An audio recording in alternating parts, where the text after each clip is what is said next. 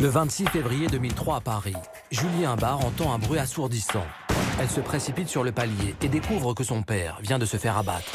Je me mets à terre pour attraper la main de mon père et essayer d'empêcher l'hémorragie. Je crie « Papa, bats-toi, bats-toi ». Le tireur n'a laissé aucune chance à Francis Imbard, un homme de 58 ans. Pas de signe de lutte, ça a été extrêmement rapide. La victime n'est pas n'importe qui. Francis Imbard est propriétaire de 2 gros établissements de nuit. C'est lui qui va relancer l'after parisienne. J'étais pas du tout un professionnel, pour lui c'était un monde étrange. Qui est l'individu qui a appuyé sur la gâchette? Une femme est conduite. Francis Imbard mène une existence sentimentale qui parfois a été plus ou moins agitée. Un débiteur acculé qui ne pouvait plus honorer sa dette? Ou bien faut-il chercher dans le monde impitoyable de la nuit? Les discothèques, c'est une clientèle difficile. Qui pouvait lui en vouloir au point de le tuer? J'ai vu l'homme qui a tué ton père. Je traverse la cour, mais j'ai pas vu son visage. Les gens nous le disent, mais à la police, ils se taisent. On a tous dit arrête ça, nous on veut pas de cette vie-là. Francis Imbard n'a pas voulu tenir compte des avertissements qu'il avait reçus. Il l'a payé de sa vie. Il disait, de toute façon, quels que soient les ennuis que j'ai, je vais toujours rebondir. Ah, mais face à une arme à feu, on a beau être intelligent, ça arrête pas les balles, quoi. C'est en compagnie de Jean-Marc Bloch, ancien patron de la PJ de Versailles, et de Négar Haïry, avocate pénaliste, que nous allons revenir sur les derniers développements de cette affaire.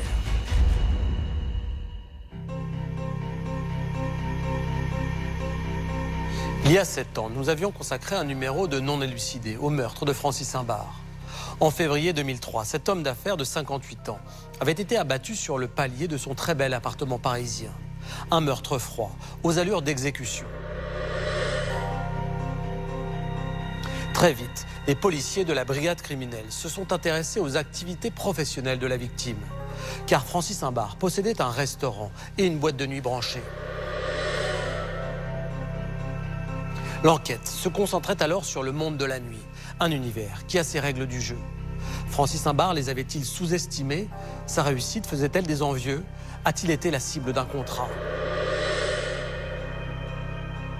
Je vous propose de revenir sur toutes les étapes de cette affaire et d'en découvrir les derniers développements, des rebondissements qui permettent d'espérer une prochaine élucidation. Place Victor Hugo, au cœur du 16e arrondissement, l'un des quartiers les plus bourgeois et commerçants de la capitale. Ce matin du mercredi 26 février 2003, le quartier est en pleine activité. À quelques mètres de la place, au 50 rue Copernic, un magnifique immeuble haussmannien.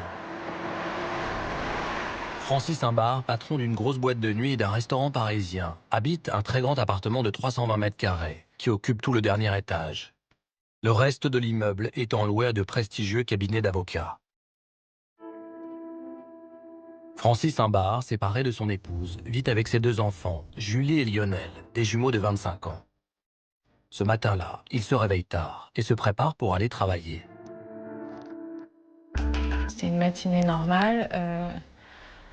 J'étais en train de prendre un thé dans la cuisine. Il donnait des sous à la femme de ménage pour les courses. On était en train de dire ce dont on avait besoin pour la maison. Il me dit ça va, très bien. Il me fait un bisou sur le front et il me dit bonne journée, à ce soir. Et il part comme ça. 10h45, Francis Imbard sort de son appartement. Au même instant, Julie sursaute en entendant un bruit qu'elle a du mal à identifier. Pour moi, c'est la porte en métal d'entrée d'immeuble qui est tombée. C'est un bruit, mais fracassant. C'est tellement fort que... Enfin, c'est pas du tout le bruit d'un coup de feu comme on entend au cinéma. Ça n'a rien à voir. Je vais voir en me disant, bon, j'espère que c'est pas l'ascenseur qui s'est cassé. Mais je me dis pas que c'est un coup de feu. Mais je marche quand même vite pour voir parce que papa venait de sortir. Julie sort précipitamment sur le palier. L'odeur de poudre, j'ai un souvenir, mais ça m'a complètement... J'ai tout compris avant de voir, donc après je pensais qu'il y a une chose, c'était à mon père. Et je crie non, et je dis à la femme de ménage d'appeler les pompiers. Et je me mets à terre pour attraper la main de mon père et essayer d'empêcher l'hémorragie. Je comprends très vite qu'il n'allait pas survivre à ça, donc je lui dis que je l'aime, je lui dis que mon frère l'aime, que ma mère l'aime. Et j'essaie d'être le plus présente possible. Il me tient très très fort la main, donc je sens qu'il est là. Le temps paraît très très très long. Et le premier pompier qui regarde, je lui explique On lui a tiré une balle dans la tête, parce que c'est pas comme au cinéma, quoi. On voit pas l'orifice d'entrée, c'est pas évident. On met du temps à comprendre où c'est, et pourtant c'était sous mes yeux. Pourtant il tenait sa joue, donc c'était là. Donc je lui explique, et là je sens, il devient blême, il regarde probablement son chef, et son chef lui dit massage cardiaque tout de suite. Donc je m'éloigne, mais je garde toujours la main de mon père dans la mienne. Prévenu par téléphone, Lionel Imbard, le frère de Julie, se précipite sur les lieux. Je monte à fond les escaliers, et là je découvre la scène avec papa allongé, en train d'être réanimé par les pompiers. Je me rappelle, je crie « Papa, bats-toi, bats-toi !» Je crie comme ça. Je me rappelle qu'ils disent qu'il y a un battement de cœur à ce moment-là, donc j'ai presque l'impression qu'il m'a entendu. Sur le moment, je pense essentiellement à me dire est-ce que finalement, est-ce qu'il y a une chance minime qu'il s'en sorte? Et puis, petit à petit, je comprends qu'il n'y aura plus rien à faire. Les pompiers suspendent la réanimation cardiaque. Francis Imbard est déclaré mort à 11h25.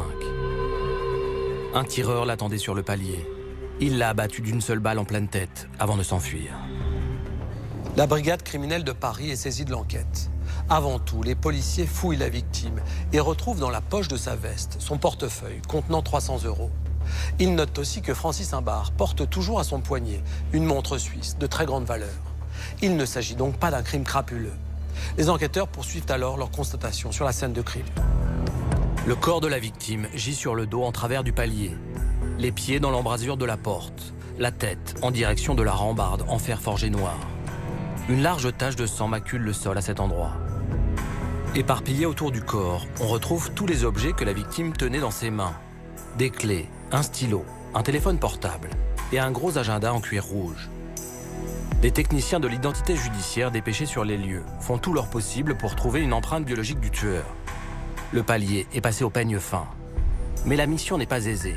Donc c'est effectivement le paradoxe de cette scène qui est dans un endroit où, étant un endroit ouvert, en tout cas semi-ouvert, un escalier où il y a du passage, eh bien tous les ADN peuvent s'être déposés, toutes les traces peuvent être là, sans compter toutes les traces des secours. Une scène de crime polluée et un tueur qui a certainement pris de sérieuses précautions. Les recherches de l'identité judiciaire sont vaines.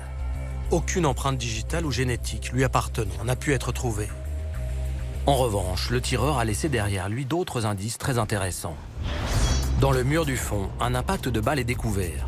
Il est situé à 93,5 cm de hauteur et à 30 cm de l'angle du mur.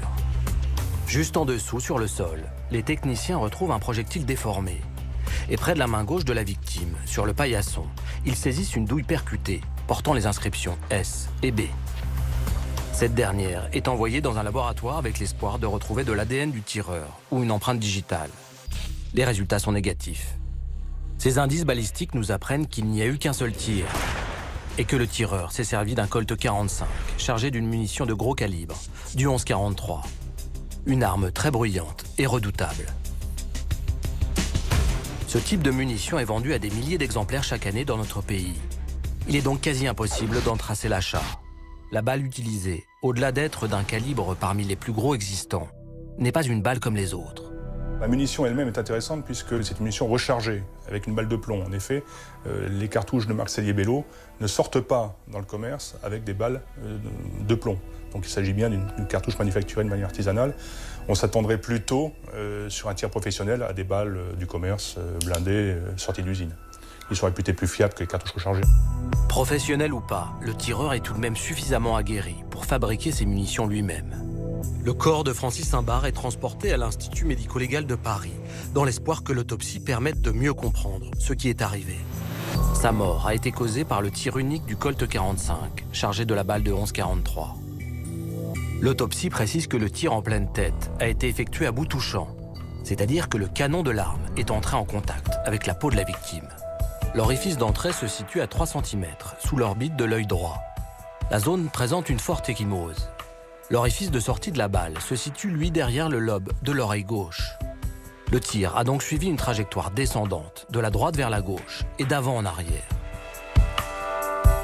Ce dont on est sûr, c'est que la position où tombe la victime, la hauteur de l'impact dans le mur et la trajectoire dans la tête est compatible et cohérente avec une victime debout au moment où elle prend le tir. Le corps de Francis Imbart fournit d'autres informations très importantes. Pas de signes de violence, pas de signes de lutte, pas ce qu'on appelle les lésions de défense. Donc on comprend un petit peu que ça a été extrêmement rapide et les lésions tout de suite mortelles vu la situation du tir. On peut donc en déduire de manière certaine que Francis Imbart a été abattu dès qu'il a passé le pas de la porte. Il n'y a pas eu de corps à corps. Le tueur ne lui a pas asséné de coups. Il a immédiatement dégainé son arme et tiré. Jean-Marc, quand nous nous sommes intéressés à cette affaire, nous avons contacté la famille de la victime, comme nous le faisons systématiquement. Nous avons alors rencontré les enfants de Francis Imbart, Julie et Lionel, et leur histoire nous a beaucoup touchés. Julie et Lionel ont perdu leur père dans des circonstances effroyables. Ils étaient sur place et ils l'ont vu mourir. Imaginez le traumatisme que ça représente. Et puis ils étaient en colère. Ils étaient en colère parce qu'ils estimaient que la justice n'avait pas mis tous les moyens en œuvre pour identifier, arrêter et poursuivre l'auteur du meurtre de leur père. Julien Imbart m'a raconté que quand le procureur et les enquêteurs sont arrivés sur place, personne n'est venu la voir pour lui demander comment ça allait ou lui expliquer ce qu'il se passait. Elle a dû attendre de longues heures avant d'être emmenée au 36 quai des Orfèvres pour faire sa déposition. Est-ce normal que les enquêteurs fassent preuve d'aussi peu de sollicitude à l'égard de la famille de la victime ? Il ne faut pas oublier que la plupart des homicides sont commis par l'entourage de la victime. On évite donc de leur communiquer un certain nombre d'informations. Et puis notre métier, c'est d'enquêter, c'est pas d'être dans le compassionnel. Si on était sans arrêt dans le compassionnel, on y perdrait des plumes. Faut savoir qu'une brigade criminelle comme celle de Paris traite entre 80 et 100 homicides par an. Faut bien prendre un peu de distance, faut bien se blinder un peu. Sans ça, on ne survivrait pas à tout ça. Revenons au début de l'enquête. Il est clair que Francis Imbart a été exécuté, victime d'un véritable guet-apens. Comme il était patron de boîte de nuit, la juge d'instruction en charge du dossier a tout de suite pensé à un règlement de compte entre voyous. Mais je me souviens que pour vous, cette piste ne collait pas avec le mode opératoire. Effectivement, c'est l'utilisation d'un calibre 11,43 qui peut faire penser à un règlement de compte. C'est une arme fréquemment utilisée dans ce genre de situation, notamment à Marseille. Mais dans les règlements de compte, le scénario est bien souvent très différent. Le ou les tueurs arrivent à moto, par exemple, ils sont casqués, ils tirent à plusieurs reprises sur leur victime pour s'assurer de son décès, et ils repartent le plus rapidement et se fondent dans la circulation. Alors que dans notre affaire, ce n'est pas du tout comme ça que les choses se sont passées. Non, absolument pas. Là, le tueur est resté pendant près de 3 quarts d'heure sur le palier en attendant la sortie de sa victime. Il n'a tiré qu'un seul coup de feu. Ensuite, il a descendu les 5 étages à pied. Il pouvait croiser n'importe qui à tout moment. Ça traduit quand même un certain amateurisme. Pour tenter d'identifier ce meurtrier, les policiers de la brigade criminelle vont maintenant étendre leur champ d'investigation à tout l'immeuble. Chaque témoignage, chaque indice peut s'avérer déterminant pour la suite de l'enquête. Tout l'immeuble a été soigneusement inspecté par l'identité judiciaire. Et un mégot de cigarillo a été trouvé au rez-de-chaussée dans le hall d'entrée. Il est immédiatement mis sous scellé. Ce scellé a été conservé dans les locaux de la brigade criminelle, ou en tout cas dans les scellés judiciaires, sans avoir jamais été exploité. Je trouve ça hallucinant que le scellé numéro 1, il n'y ait même pas de recherche qui soit faite. Sur l'ADN présente sur le cigarillo. Finalement, quand il décide de le faire, donc il s'est passé plusieurs années, et on peut pas... rien ne ressort concrètement puisque c'est trop dénaturé et abîmé. Sans perdre de temps, les policiers commencent l'enquête de voisinage. Toutes les personnes présentes dans l'immeuble le mercredi 26 février au matin doivent être interrogées. Le travail des enquêteurs est rendu complexe par le fait que le bâtiment est essentiellement occupé par des cabinets d'avocats et des sociétés de conseil. Il leur faut entendre tous les employés, les clients, mais aussi les coursiers et les livreurs. Tous ont entendu la déflagration, mais n'ont rien vu de particulier, ni remarqué de personnes suspectes. En effet, des dizaines de personnes entrent et sortent de l'immeuble à longueur de journée. On entre ici comme dans un moulin, le digicode n'étant mis en service qu'à partir de 19h. Donc il y a un flux régulier de personnes dans cet immeuble. Les enfants de la victime ont du mal à croire que personne n'ait rien vu. Le temps de descendre tous les escaliers du 5e étage, ça me paraît quand même assez étonnant que personne n'ait regardé par la porte à ce moment-là. Si personne dans l'immeuble n'a directement vu le tueur, il s'est tout de même passé des choses étranges ce matin-là. 40 minutes avant le crime, la concierge remarque un agent de l'EDF qui traîne dans la cour. Elle est intriguée car elle n'a pas été informée de sa venue. J'ai trouvé bizarre, habillé en agent d'EDF, donc ça m'a tiré un peu l'attention. J'ai appelé le syndic, ils m'ont dit non, aujourd'hui, rien, personne n'allait passer chez vous. Il a fait le tour vers côté service, il traverse la cour, mais j'ai pas vu son visage. L'enquête n'a jamais permis de retrouver cet énigmatique agent de l'EDF, ni de comprendre pourquoi il était présent dans l'immeuble. Le témoignage de la gardienne ne s'arrête pas là. Elle ajoute qu'au moment où elle s'apprêtait à monter dans les étages pour faire sa distribution de courrier, une représentante en parfum s'est présentée à la porte de sa loge. Ça a duré 5 minutes, j'ai rien acheté. Encore un truc bizarre. Elle me vendait les parfums, mais elle m'a jamais regardé dans les yeux. Je peux pas vous dire de quelle couleur c'était ses yeux. Physiquement, 70 kilos, 1m65, et elle avait les cheveux un peu clairs. 10h45, le coup de feu retentit. À l'instant même, la jeune femme déguerpit sans demander son reste, comme si elle savait ce qui venait de se passer. Les enquêteurs de la brigade criminelle vont faire un travail minutieux et fastidieux qui va être celui de rechercher cette vendeuse de parfums et notamment d'aller voir toutes les concierges de ce quartier du 16e arrondissement pour savoir si ils avaient croisé la jeune femme dont ils avaient les caractéristiques, jeune femme blonde, bien habillée. Et ce qui est absolument stupéfiant, c'est qu'aucune des concierges de l'arrondissement ou au moins du quartier n'a jamais été contactée ou en relation de quelque manière que ce soit avec une vendeuse de parfums. S'agit-il d'une complice chargée de bloquer la gardienne dans sa loge ? Possible. Le mystère reste entier sur ce point, car cette vendeuse de parfums n'a toujours pas été identifiée. Une fois les témoignages recueillis dans le bâtiment, les hommes de la crime élargissent le champ de leurs investigations. Commerçants, riverains, habitants des immeubles voisins sont interrogés. La brigade criminelle ne trouve pas de témoins. Aucune information susceptible de faire avancer l'enquête sur le meurtre de Francis Imbard n'est recueillie. Mais 3 jours après le meurtre, Julie, la fille de la victime, se présente au 36 quai des Orfèvres pour faire part d'un témoignage qu'elle a recueilli et qui pourrait tout accélérer. Le lendemain des faits, elle s'est rendue au Brésil tropical, le dîner-spectacle créé par son père. Je parle à différentes personnes et là, il y a une de ses employées qui me dit « Julie, il faut absolument que je te parle, viens avec moi ». Et elle s'enferme dans un bureau avec moi. Elle me dit « Julie, voilà, j'étais en bas de l'immeuble quand ça s'est produit. Je l'ai vu. J'ai vu l'homme qui a tué ton père. Moi, je pars, mais pas le cœur léger, c'est pas le mot, mais en me disant, c'est bon, l'affaire est réglée, on va mettre quelqu'un en prison pour ce qu'il a fait. » Ce témoin inattendu est une jeune Brésilienne prénommée Sueli. Elle raconte à Julie qu'elle était venue pour apporter du courrier à la victime. Et alors qu'elle s'apprêtait à rentrer dans l'immeuble, elle a vu sortir un homme. Elle est sûre qu'elle a vu le tueur et qu'en plus elle le connaît. Sueli est convoquée sur le champ à la police judiciaire. Et là, retournement de situation. Devant les policiers, elle change de version. Elle n'est plus sûre de rien et n'a finalement pas vu grand-chose. Une confrontation entre Sueli et Julie est organisée. Là, très clairement, elle me dit « Tu m'as mal comprise, c'est peut-être mon accent brésilien. » C'est pas une histoire d'accent brésilien. Tu m'as même fait le geste en disant « Je l'ai vu. » Et ça, je ne changerai pas d'avis sur l'histoire. Elle me l'a dit. Et donc, ça n'a rien donné, la garde à vue, et ils l'ont laissée sortir. Et peu de temps après, d'ailleurs, elle a disparu dans la nature.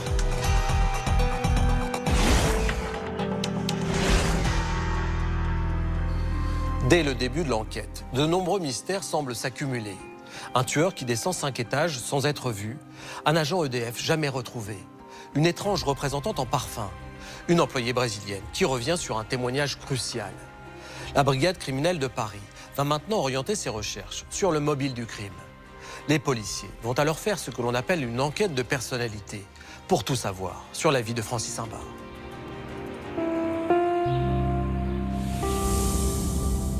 Francis Imbard n'a pas eu une vie ordinaire. Il est né le 16 juillet 1944 à Laudun, dans le Gard. Il grandit à Marseille, dans une famille d'industriels qui lui a transmis le sens des affaires, le goût d'entreprendre et la volonté de réussir. Francis Imbard poursuit des études brillantes et obtient une agrégation de mathématiques. À l'université, il rencontre la femme de sa vie, Dominique, qu'il épousera peu après. C'est en 1977 que naissent leurs jumeaux, Julie et Lionel. Quelqu'un qui était assez impressionnant, mais dans l'envers du décor, c'était quelqu'un plutôt affectif. Oui, c'est sûr que c'était un père qui était là aussi pour tout côté divertissement, des sorties en famille. Il contrôlait moins les devoirs, c'était plutôt le rôle de maman. Et dès qu'on avait quelque chose à faire d'amusant, c'était papa qui s'y collait. Il est un temps enseignant, mais ses méthodes peu orthodoxes le poussent à quitter l'éducation nationale. Francis Imbard devient alors commercial dans une grosse société américaine de microfilms. La réussite lui faisant pousser des ailes, il se lance dans les affaires. Avec son associé, il rachète des sociétés à bas prix pour les remettre à flot. Le duo fonctionne à merveille. De 80 à 90, nous avons constitué un groupe qui, en francs de l'époque, dans les années 90, devait faire 450 millions de francs et une vingtaine de sociétés réunies autour d'une holding. En 1987, il rachète Télématique France, une entreprise toulousaine qui exploite un objet phare des années 80, le Minitel et ses innombrables 3615. Parmi la clientèle que nous avions à l'époque, à travers le rachat de cette société, se trouvait le leader des prestations de services ou des éditions de services dans le domaine de la communauté gay. Ce leader s'appelle David Girard, un entrepreneur qui a senti tout le potentiel du business gay et qui a construit un véritable empire. Mais en 1990, David Girard meurt du sida. Francis Imbard rachète alors son groupe. Il fait une énorme plus-value quelques années plus tard, quand il revend l'empire Girard. Francis Imbard est désormais un homme très riche. Tout semble lui réussir. Il aime sa vie de famille dans les plus beaux quartiers parisiens et ne se prive d'aucun plaisir. Le nouveau défi de Francis Imbard naît d'une rencontre avec un certain Jean-Marc Berger, figure de la nuit gay, qui rêve d'ouvrir le Brésil tropical, un dîner-spectacle brésilien à Paris. Mais malade du sida, ce dernier ne pourra pas mener son projet à terme. Francis est parti sur un concept initié par Jean-Marc Berger, mais est parti complètement à zéro. Donc il a fallu investir fortement pour créer au départ. L'ensemble des locaux ont été dédiés à un dîner-spectacle de type brésilien. Le concept a évolué par la suite, mais il a dû investir quelques millions de francs en l'espace de 2-3 ans pour arriver à créer ex abrupto ce concept. Francis Imbard se lance à corps perdu dans l'aventure et s'endette lourdement. Il transforme de vétustes salles de squash situées sous la dalle de la tour Montparnasse en un gigantesque restaurant de 550 couverts. Tout ce qu'il entreprenait, il le réussissait. Et il voulait pas se rater. Et il pensait qu'il y arriverait. Le Brésil tropical ouvre ses portes en 1996. Il voulait en faire le nouveau Lido, mais brésilien, à Paris. C'était un peu son but. Juste à côté du dîner-spectacle, Francis Imbard décide de créer une boîte de nuit pour toucher un plus large public. Il voulait faire quelque chose qui marche. Il disait tout le temps, je veux que ce soit d'enfer ici. Donc ce soit un lieu fantastique. Et à chaque fois, il disait, ça sera quelque chose d'enfer. Ça revenait constamment. Donc un jour, il a dit, on va l'appeler l'enfer. Le Brésil tropical tourne à plein régime. L'enfer est devenu le temple de la techno house parisienne. Francis Imbard a encore une fois ramassé la mise. Mais le quinquagénaire s'étourdit auprès de cette jeunesse qui fait la fête. Sa réussite fulgurante l'a peut-être rendu trop sûr de lui. Il travaille jour et nuit et s'épuise, ce qui inquiète ses proches. J'ai vu l'homme être de plus en plus stressé, être de plus en plus fatigué. Je le questionnais un petit peu parce que j'avais quelques échos à droite et à gauche. Francis était un petit peu hâbleur, un petit peu frimeur, donc se trouvant seul à son compte, vis-à-vis d'anciens associés que je pouvais être, il ne me disait pas forcément tout. Reste un homme fascinant, dont ses enfants gardent une très belle image. Quelqu'un de très généreux, attentionné,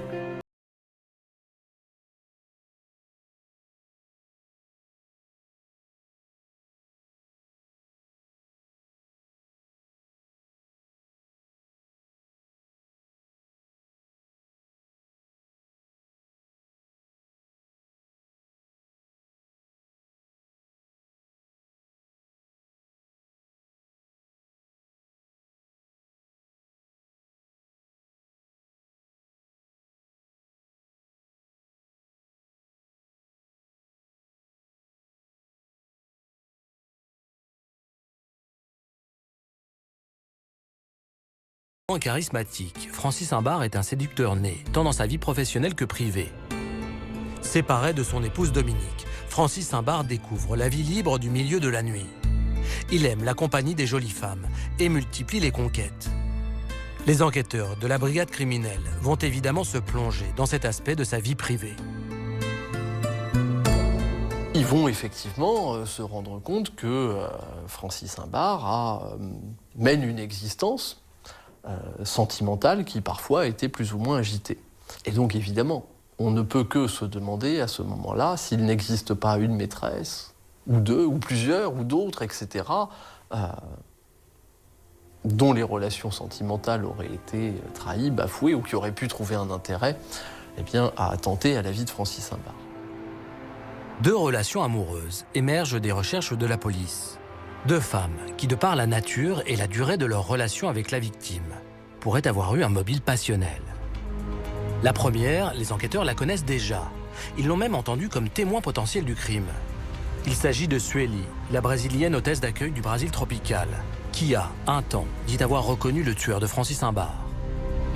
Sueli est une jeune fille, probablement jolie fille parce que le métier le veut et que ces établissements-là le veulent également.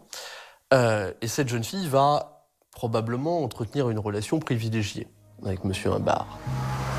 Leur relation est en effet privilégiée. M. Imbart loge son employé dans un appartement qu'il loue avenue Victor Hugo, tout près de chez lui. Sueli est interrogé sur sa relation avec la victime. On va vérifier ses emplois du temps, on va vérifier ses alibis, on va vérifier son train de vie et ses relations avec Francis Imbart. On ne voit pas de motif. Et a priori, non plus dans la téléphonie mobile ou les messages qui auraient pu être échangés, aucun élément qui indiquerait qu'elle aurait eu l'intention à un moment ou à un autre de se venger de quoi que ce soit de Francis Imbart. La piste Sueli se referme. Les enquêteurs s'intéressent alors à la seconde relation amoureuse de la victime. Cette femme, c'est la maîtresse officielle de Francis Imbart, qui est aussi son avocate. En interrogeant les proches de la victime, les policiers se rendent compte que le couple ne va pas très fort. Des témoins qui viennent dire que la relation entre ce couple était en train de battre de l'aile sérieusement et qu'on était probablement proche de la rupture. Un mobile amoureux commencerait à se dessiner. Il faut absolument déterminer où était cette femme au moment précis des faits. L'enquête établit que le 26 février au matin, elle travaille à son cabinet. Dans les minutes qui suivent le meurtre, la femme de ménage des Imbart l'appelle pour lui dire que quelque chose de grave est arrivé. Elle se précipite au 50 rue Copernic. Sur place, elle a un comportement qui peut sembler curieux. Elle va enjamber mon père, prendre l'agenda de mon père, et là, elle disparaît donc dans la cuisine. L'agenda dont l'avocate s'est emparée n'est pas un simple carnet de rendez-vous. C'est un agenda en cuir, mais il y avait, je pense, son double en feuilles volantes à l'intérieur. Papa nous a toujours montré cet agenda en nous disant, avec ça, vous pourrez aller au bout du monde. Il y a tout dedans. Probablement que dans cet agenda, il y avait beaucoup d'informations, on peut imaginer, c'est une hypothèse, mais qui me semble être la plus pertinente, qu'il y avait beaucoup d'informations quant aux comptes bancaires ou en tout cas des informations de nature financière. La maîtresse quitte les lieux. En descendant, elle s'arrête dans un cabinet d'avocats pour emprunter un téléphone et passer un coup de fil, plutôt que d'utiliser son téléphone portable personnel. Dans les heures qui suivent, elle va se rendre dans un établissement bancaire, va probablement vider un coffre auquel elle avait accès, mais appartenant à Francis Imbart. L'addition de tous ces éléments pourrait rendre la maîtresse pour le moins suspecte. Les enquêteurs l'ont interrogée à maintes reprises, mais sans résultat. Leurs investigations n'ont jamais permis d'établir un lien entre l'avocate et le meurtre de Francis Imbart. Après avoir écarté la piste passionnelle, les enquêteurs vont se tourner vers l'univers professionnel de la victime. Francis Imbart est le patron du Brésil tropical, un dîner-spectacle très en vogue, et de l'enfer, une immense discothèque branchée. En très peu de temps, il est ainsi devenu une personnalité du monde de la nuit parisienne. Un milieu où la concurrence fait rage, où le succès attise les convoitises et où les conflits se règlent dans la violence.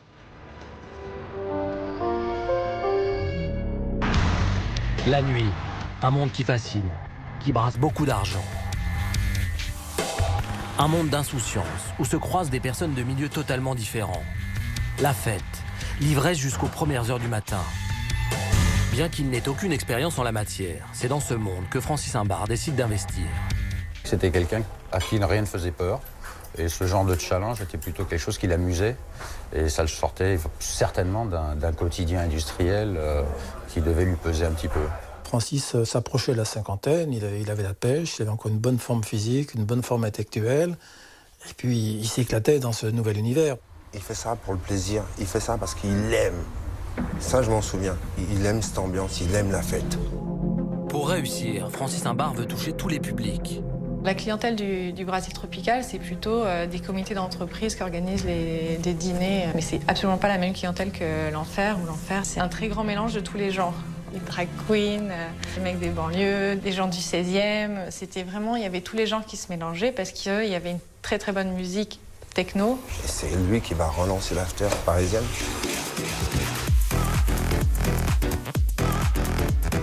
On draine du monde, il fait venir de gros artistes. Il y a des cuves phénoménales, on parle de l'Enfer dans tout Paris. L'Enfer est un établissement hyper rentable. Tous les week-ends, des milliers de clients y viennent danser et s'enivrer. Les recettes sont faramineuses, notamment en liquide. Cet argent liquide, il va, au bout d'un moment, lorsque ces établissements vont très bien fonctionner, eh bien, attirer d'autres. Les requins du milieu de la nuit. Ceux que ne connaissait probablement pas encore Francis Imbart parce qu'il n'était pas de ce milieu-là. C'était pas du tout un professionnel, pour lui c'était un monde étrange, qu'il a découvert un peu à ses dépens. C'est le moins qu'on puisse dire. Dans les mois qui suivent l'ouverture de la boîte de nuit, des voyous attirés par cet argent liquide s'en prennent directement à la famille de Francis Imbart, alors qu'il est absent de son domicile. Le 18 décembre 1996, dans leur appartement de la rue Copernic, Lionel et Julie sont séquestrés par 3 individus armés, 2 hommes et une femme. La femme avait une perruque un peu Cléopâtre, comme dit Julie, c'est-à-dire avec une frange au carré. Et les 2 hommes, un petit. Il y avait un homme de petite taille et un autre plutôt très costaud, genre rugbyman. Ils veulent le code du coffre-fort familial. Je me retrouve menacé de me prendre une balle dans la tête devant ma sœur. On avait vu leur visage, on était persuadés qu'on allait mourir. Donc, quitte à mourir, autant pas leur donner satisfaction. Là, avec mon frère, on essayait d'être en paix avec nous-mêmes parce qu'on pensait qu'on allait mourir assez rapidement. Donc je lui disais que je l'aimais, il me disait qu'il m'aimait. Et en même temps, on espérait que ça se termine plus vite parce qu'on savait que maman allait rentrer bientôt. Et finalement, maman rentre. Ils lui ont dit, si tu nous donnes pas le code du coffre, on évente tes enfants. Une demi-heure plus tard, on entend la porte qui claque. Donc je me dis qu'ils sont partis. Et je me lève tout de suite et je vois ma mère arriver à cloche-pied parce qu'elle était attachée pieds et poings liés, en nous disant ils ont tout pris, ils ont tout pris. Même si physiquement tout le monde va bien, cette séquestration a traumatisé les jumeaux et leur mère. Quand Francis Imbart apprend ce qui vient de se passer, il a une réaction viscérale, celle d'un père qui a eu peur. J'ai pas eu du réconfort de la part de mon père ce jour-là parce qu'il était en colère contre moi que je refuse de donner le code du coffre. Il me dit ce qui est plus important c'est la famille, l'argent on s'en fout, c'est matériel. Il faut que tu te donnes, enfin si quelque chose t'arrive, tu donnes tout et vraiment tu te protèges. Et il était très très en colère de ce qui nous arrivait. La famille dépose plainte, une enquête est menée, sans résultat. On lui a dit, voilà, c'est évidemment lié au milieu de la nuit, aucun doute sur le sujet, quoi. On a tous dit, c'est pas sain, c'est pas bon, arrête ça, nous on veut pas de cette vie-là. Francis Imbart n'est pas homme à courber les chines. Hors de question pour lui de renoncer au monde de la nuit. Il est persuadé que ces voyous très bien renseignés l'ont été par des membres de son personnel de l'époque. Papa disait ça vient peut-être d'une des personnes de la sécurité, mais on ne savait pas qui. D'ailleurs, c'était un moment où la sécurité changeait au Brésil tropical. C'était l'ancien responsable de la sécurité était évincé petit à petit par un des nouveaux videurs du restaurant. L'équipe de sécurité est la clé de voûte de la gestion d'un établissement de nuit. Mais elle peut aussi en être le talon d'Achille. Effectivement, ça peut être un moyen de racketter un établissement ou en tout cas de faire pression sur un établissement de manière légale. Une fois que ces sociétés de sécurité, ou ces gens qui sont soi-disant censés assurer la sécurité, décident de prendre la main sur l'établissement, eh bien il est quasiment impossible de s'en défaire. C'est exactement ce qui se passait à l'Enfer, depuis l'arrivée de la nouvelle équipe de sécurité. Il y a des gens en qui il avait au départ confiance, qui se sont proposés et qui se sont installés, qui en fait ont gangréné l'établissement complètement, et qui vont prendre le contrôle physiquement de l'établissement, ils sont présents tout le temps, et ils vont contrôler notamment, vous l'imaginez bien, les entrées et les sorties, c'est-à-dire la caisse, les recettes, les espèces. Francis Simbart est comme dépossédé. Donc là, il n'était plus du tout maître de son établissement, puisqu'ils avaient même fait une double billetterie à son insu. Et ils organisaient des soirées sans son accord. Raquettes, extorsion de fonds, quand on ne va pas plus loin. Francis était quelqu'un de tellement gentil qu'il s'est laissé un petit peu faire, et puis après, c'était trop tard. Hein. Ils avaient la main mise sur lui. Le patron pense qu'il va pouvoir reprendre la main. Son inexpérience dans le monde de la nuit le rend peut-être un peu naïf. C'est un garçon d'un éternel optimisme et qui disait, de toute façon, quels que soient les ennuis que j'ai, je vais toujours rebondir. Mais les relations avec l'équipe de sécurité se tendent. La situation s'aggrave au fil du temps. D'un endroit où il faut être vu, l'enfer devient une boîte de nuit malfamée. Je ne sais pas, quand vous êtes responsable d'un établissement, le service de nuit, je parle, pour les incidents, il faut les gérer. Et eux, au lieu de les gérer, ils les laissent se développer. Mars 2001, première overdose mortelle. Un client fait un arrêt cardiovasculaire dans l'établissement. Octobre 2001, lors de la soirée d'Halloween, agression sanglante à l'arme blanche. Décembre 2001, deuxième overdose. La brigade des stupes fait une descente dans la boîte de nuit. Des produits stupéfiants sont saisis. La sanction tombe, sévère. 2 fermetures administratives de 6 mois. Francis Simbart comprend que l'heure n'est plus aux arrangements. Il licencie purement et simplement l'équipe de sécurité qu'il tient pour responsable de tous ces problèmes. En juin 2002, la boîte de nuit, rebaptisée le Red Light, réouvre ses portes avec une nouvelle équipe. Mais pour Francis Simbart, les ennuis sont loin d'être terminés. 14 juillet 2002, mon père se rend au bureau justement le dimanche matin pour faire les comptes. Et des personnes qui s'étaient laissées enfermer dans la boîte de nuit l'attendent et vont le passer à tabac pour qu'il ouvre le coffre. Papa leur tient tête et il se fait rouer de coups. Je pense que le but était de le tuer à ce jour-là, parce qu'il était vraiment entre la vie et la mort après cette agression-là. Francis Simbart dépose plainte. Il fait prendre des photos de ses blessures pour garder une preuve de la violence, de l'agression dont il a été victime. Il s'en sort, les côtes cassées, le genou abîmé, tellement tapé à la tête qu'il a eu jusqu'à sa mort des problèmes d'équilibre à l'oreille interne, les yeux injectés de sang, le nez cassé, enfin, massacré. Il a des cicatrices de partout, des bleus partout. J'ai presque du mal à le reconnaître. Tout simplement, je lui dis, papa, faut arrêter. Là, c'est vraiment... ça va trop loin. Je lui dis, Francis, est-ce que tu veux qu'on te protège, qu'on te passe assistance? Il a pris ça d'une façon très légère. Il n'a pas cru. Francis Simbart ne veut pas croire au sérieux de la menace. Par excès d'orgueil ou de fierté, il refuse de jeter l'éponge. Quand il dit arrête, il dit ça va, je suis plus intelligent que ça, je suis plus intelligent que ces gros bras. Et voilà, mais face à une arme à feu, on a beau être intelligent, ça arrête pas les balles, quoi.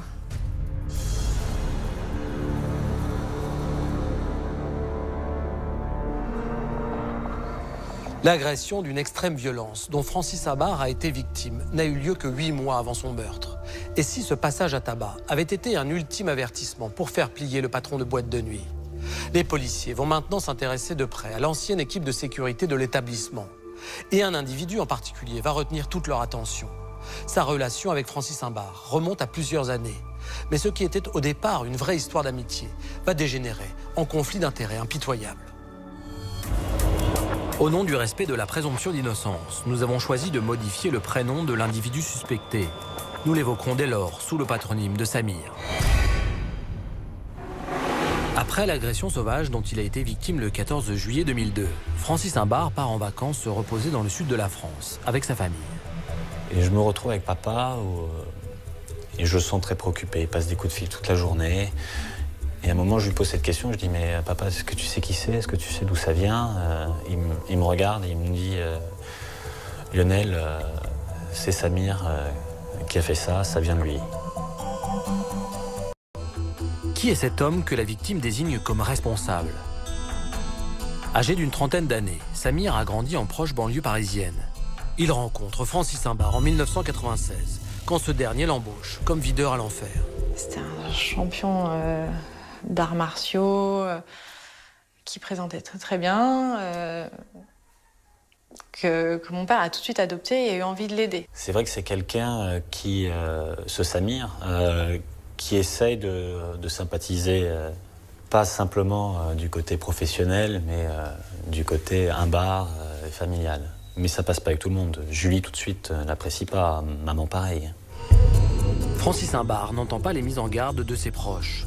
Bien au contraire, il croit en Samir et décide de lui mettre le pied à l'étrier. On le voit gravir les échelons au sein de la sécurité, puis ensuite devenir responsable de la sécurité. Il met en place sa sécurité, justement, à lui, dans le restaurant.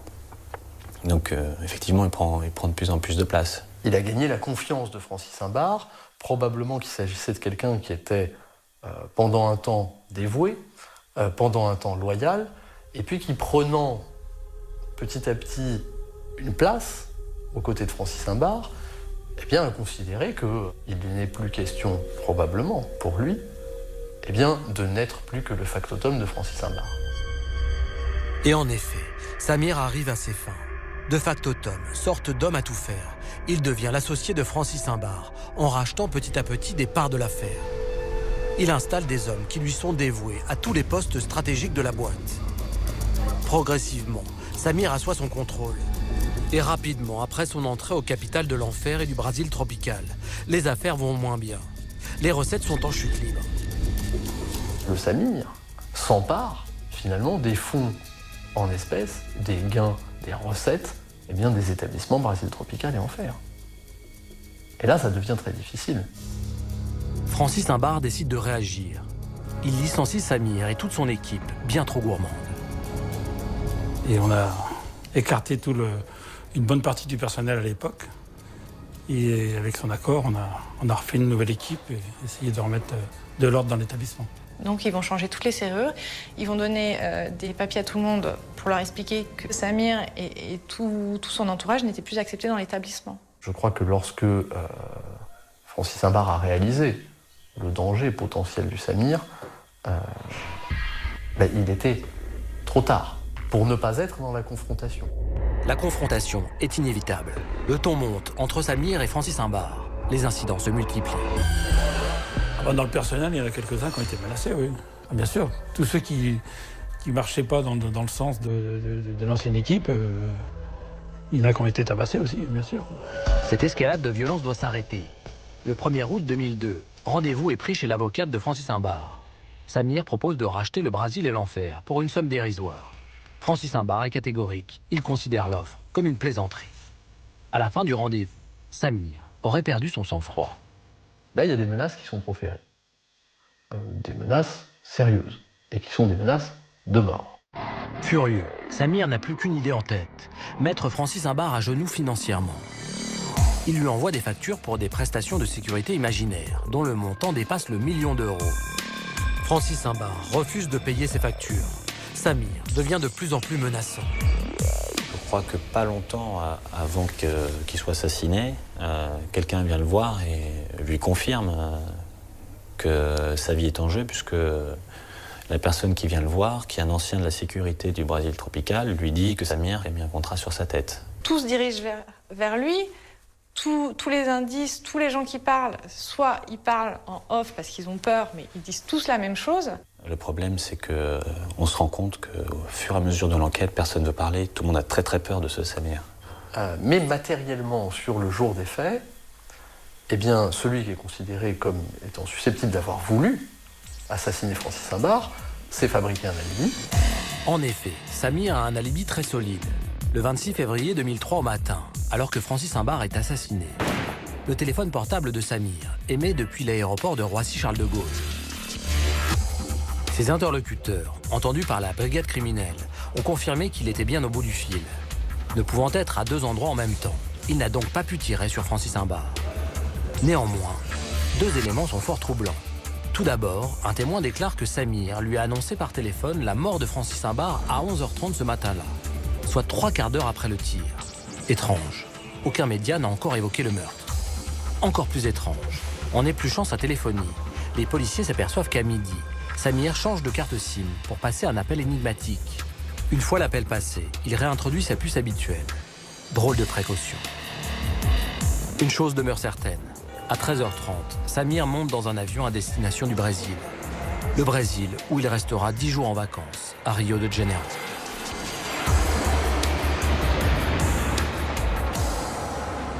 Samir n'a donc pas pu tirer sur Francis Simbar. Mais n'aurait-il pas pu le faire exécuter par un autre? Samir est entouré d'hommes qui lui sont fidèles et qui pourraient lui avoir rendu ce service. Parmi ces hommes de main, on a au moins 2 garçons dont on peut parfaitement imaginer, eu égard au parcours qu'est le leur, à leur personnalité et à la virulence de leur comportement au sein des établissements lorsqu'ils assuraient la sécurité, qu'ils sont tout à fait capables d'être ceux qui auront appuyé sur la gâchette. Le premier, que nous appellerons Pascal, a été embauché par Samir comme veilleur de nuit au Brésil tropical. Rapidement, il devient un de ses plus fidèles lieutenants. Pascal habite à Marseille. Les appels qu'il passe le jour du meurtre sont très intéressants. La triangulation des appels téléphoniques permet de dire qu'on a un garçon qui est quand même très proche du lieu des faits, à des horaires qui, ce matin-là, permettraient à Pascal de s'être rendu sur les lieux ou d'avoir été ou participé à l'opération, à quelque titre que ce soit, guetteur, conducteur d'un véhicule, d'avoir participé effectivement à l'assassinat de Francis Simbar. Entendu au 36 quai des Orfèvres, Pascal se justifie. Il explique aux enquêteurs qu'il est monté à Paris pour quelques jours et qu'il y résidait dans un studio dans le 16e arrondissement. C'est pour cette raison qu'il a borné dans le quartier Copernic. Cela paraît suspect, surtout quand l'enquête finit par démontrer que le pied-à-terre habituel du Marseillais est dans le 12e arrondissement, à l'autre bout de la ville. Pascal, dont on ne saura jamais vraiment ce qu'il venait faire à Paris, dira quand même, en rentrant à Marseille, à un autre témoin, on a fait une connerie à Paris. Puis il ne voudra plus s'étendre sur le sujet. Un deuxième suspect gravitant autour de Samir est identifié comme pouvant être le tireur. Nous l'appellerons Pablo. Véritable homme de main de Samir, Pablo porte toujours un calibre à la ceinture.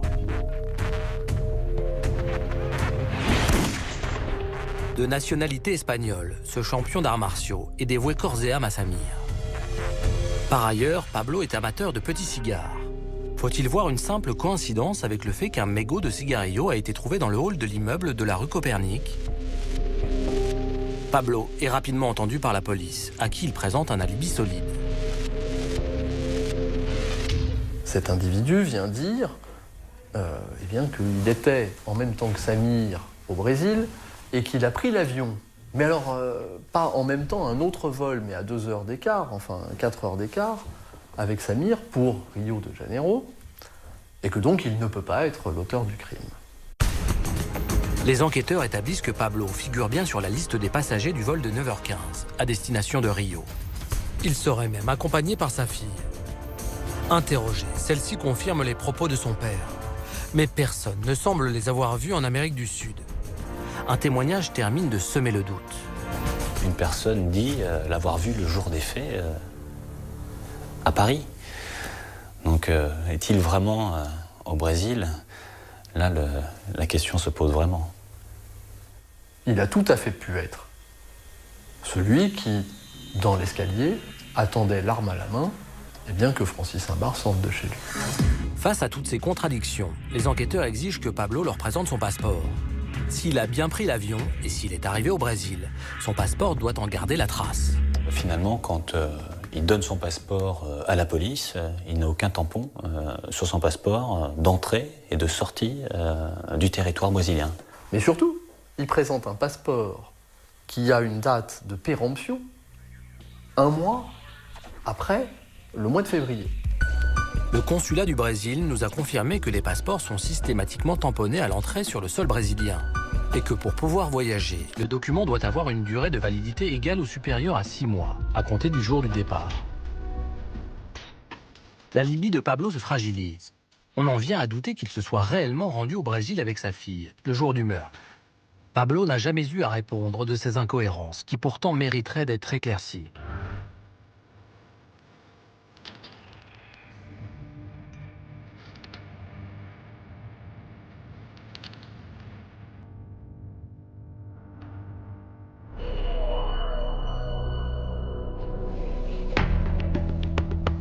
Depuis notre première émission, cette affaire a connu de nombreux rebondissements. En 2013, celui que nous avons surnommé Pascal a été mis en examen pour complicité d'assassinat sur la personne de Francis Imbard. Jean-Marc, 10 ans après le meurtre, l'enquête semblait enfin aboutir. Qu'est-ce qu'il s'est passé ? Il s'est passé ce que j'ai déjà constaté quand j'étais en activité, ce que nous avons constaté ensemble en faisant cette émission. Une affaire est au point mort pendant des années, le dossier s'enlise, l'enquête n'avance plus. Et puis, un nouveau juge d'instruction est nommé, il reprend l'affaire dans son entier, il reprend l'affaire à son compte, délivre de nouvelles commissions rogatoires et l'affaire repart. C'est ce qui s'est passé dans cette affaire et c'est ce qui a abouti à la mise en examen de ce fameux Pascal qui était déjà dans le collimateur des enquêteurs depuis un certain temps, qui était déjà suspecté. Malheureusement, les espoirs des enfants de Francis Imbard ont vite été déçus. Oui, car cette mise en examen a été annulée pour vice de procédure à la demande du parquet. Mégare, est-ce que ça signifie que Pascal ne pourra plus jamais être mis en examen dans cette affaire ? Non Arnaud, la situation de celui qui a obtenu l'annulation de sa mise en examen n'est pas forcément figée pour l'avenir. D'une manière générale, quand une partie obtient l'annulation d'un acte dont elle contestait la validité, ça signifie que cet acte est censé n'avoir jamais existé et il est retiré du dossier. Mais le dossier, lui, n'est pas forcément contaminé par l'annulation dans son intégrité et surtout l'enquête se poursuit. Rien n'exclut donc, en tout cas en théorie, que d'anciens éléments non touchés par l'annulation et de nouveaux éléments à charge justifient une nouvelle mise en examen de la personne qui en avait précédemment obtenu l'annulation. J'ajoute que si ce Pascal devait à nouveau être mis en examen, il ne serait pas bien difficile à retrouver. Car entre-temps, on a appris qu'il avait été condamné pour le viol de sa fille et qu'il était en liberté conditionnelle. Il doit donc déclarer son domicile tous les 6 mois.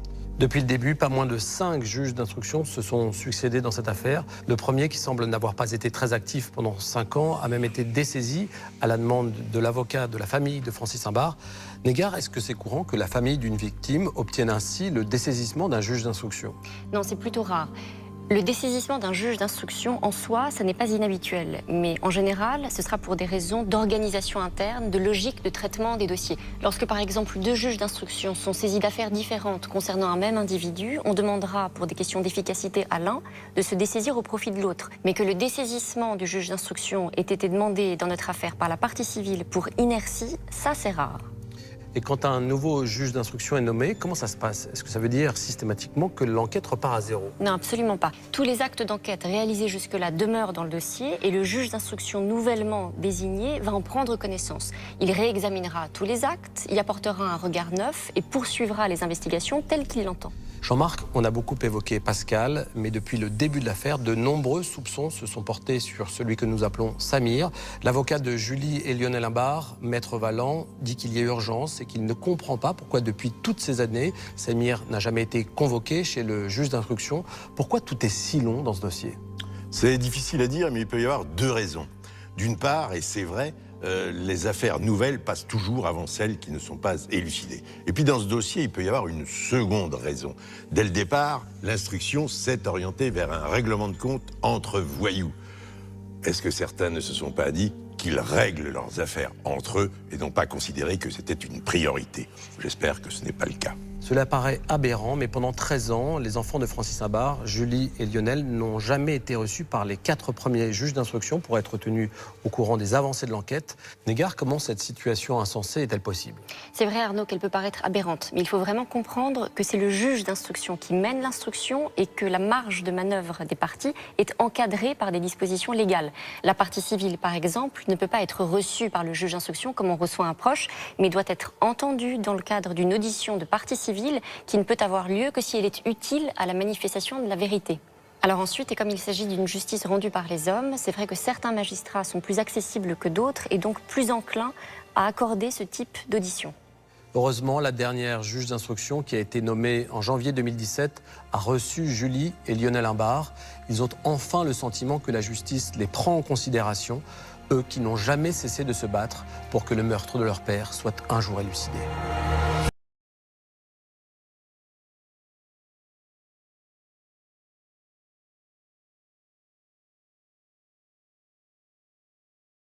Les séminaires étaient le pire aspect du programme. Pour nous contrôler, ils employaient des méthodes de lavage de cerveau éprouvées.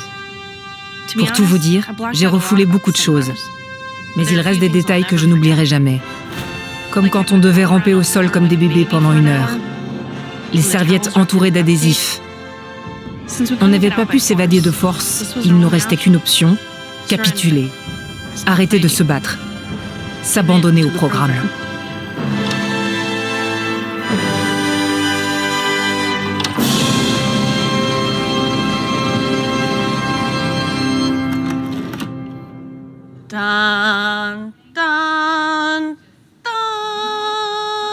Cette musique, celle de 2001, l'Odyssée de l'espace, nous était diffusée en permanence pendant les séminaires. Le quotidien à Ivy Ridge était déjà une tannée. Mais une fois toutes les 6 semaines, on nous obligeait à participer à des séminaires pseudo-psychologiques qui reposaient sur la cruauté mentale et l'humiliation. Les séminaires étaient des événements de 2 à 4 jours que devaient suivre tous les mois ou mois et demi tous les membres des programmes WASP. Il fallait les valider pour pouvoir accéder au suivant. C'était l'épine dorsale de tout le programme. Pour boucler le programme, il fallait compléter les séminaires, et il y en avait beaucoup. Pour ça, il ne fallait surtout pas remettre en question leur idéologie et accepter la pensée de groupe du programme. Ces séminaires étaient extrêmement efficaces. Ils s'appuyaient sur des expériences physiologiques pour manipuler les esprits et les processus de pensée. Par exemple, ils nous plongeaient brutalement en état de privation alimentaire ou de privation de sommeil. On perdait aussi toute notion de temps. Les fenêtres étaient calfeutrées. On ne savait jamais quelle heure il était pendant les séminaires. On ne savait pas si on y passait 2 heures ou 20. Ajoutez à ça que chaque séminaire incluait des exercices destinés à nous épuiser physiquement. Oh mon Dieu, ça. Alors, ça, c'est une serviette enroulée dans de l'adhésif. On devait s'asseoir par terre et il nous disait « Bon, vous allez frapper le sol aussi fort que possible en criant. » On faisait ça pendant 1 heure et si on s'arrêtait, il disait qu'on avait choisi de partir et nous expulsait du séminaire. Quand on choisissait de partir du séminaire, ils nous envoyaient dans un nouveau séminaire qui s'appelait le point de rupture. Pourquoi est-ce qu'il s'appelait le point de rupture? Parce qu'il était conçu pour nous briser. Alexa et moi avons participé à un point de rupture en particulier. Cet événement durait toute la journée avec une seule activité. Toute la journée. On est resté assises à répéter la même chose encore et encore, jusqu'à ce que finalement, notre esprit disparaisse, qu'il quitte nos corps. Et on a cédé. On a cédé, oui. On a atteint le point de rupture. Vous voulez voir ça? Oui, faites-le. D'accord. Paume vers le haut, paume vers le bas, paume jointe, paume écartée, paume vers le haut, paume vers le bas, paume jointe, paume écartée, paume vers le haut, paume vers le bas, paume jointe, paume écartée, paume vers le haut, paume vers le bas, paume jointe, paume écartée, paume vers le haut, paume vers le bas, paume jointe, paume écartée, paume vers le haut, paume vers le bas, paume jointe, paume écartée, paume vers le haut, paume vers le bas, paume jointe, paume écartée, paume vers le haut, paume vers le bas, paume jointe. Paume écartée, paume vers le haut, paume vers le bas, paume jointe, paume écartée, paume vers le haut, paume vers le bas. Je vais balancer une chaise. Je le ressens jusque dans mon corps. Et ça n'a duré qu'1 minute. Seulement 1 minute? Combien de temps ça durait? Environ 8 heures. Au moins, sans pause. Oui. Les divers programmes testaient différentes techniques. Ils inventaient des activités qu'ils imposaient aux jeunes. C'était parfois complètement ridicule. Et ils les forçaient à s'abandonner, à abandonner leurs individualités. Ça faisait partie d'un processus d'interruption de la pensée.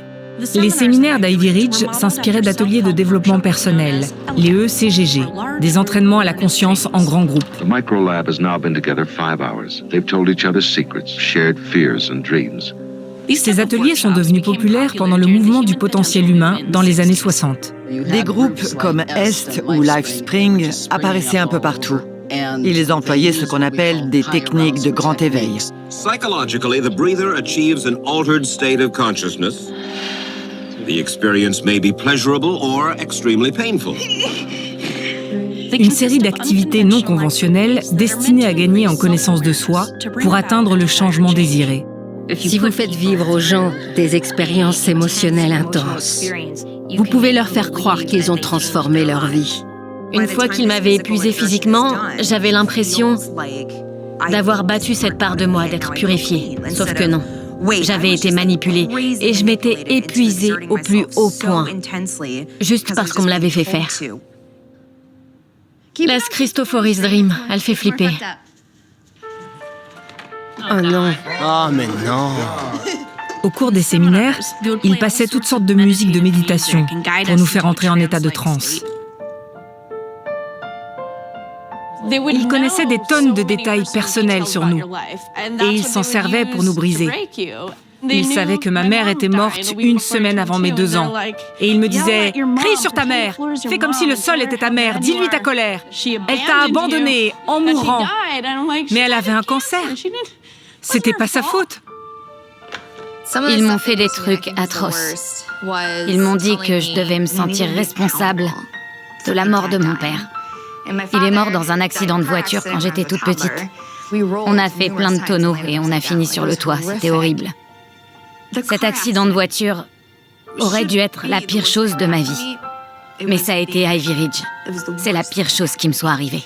Pire que la mort de ton père? Et je l'ai vu mourir. C'était très dur. Mais être ici, ça a été encore pire. Parce qu'ils me l'ont fait revivre. Ils m'ont dit, le monde se porterait mieux si t'étais morte dans cet accident et pas ton père. J'ai retrouvé une rédaction où ils m'ont fait écrire que c'était ma faute. Ça m'a beaucoup blessée d'écrire ces mots. Ils m'ont fait un badge où était écrit « erreur », car c'était une erreur que j'ai survécu et pas mon père. Personne ne devait dire mon nom. On devait m'appeler l'erreur.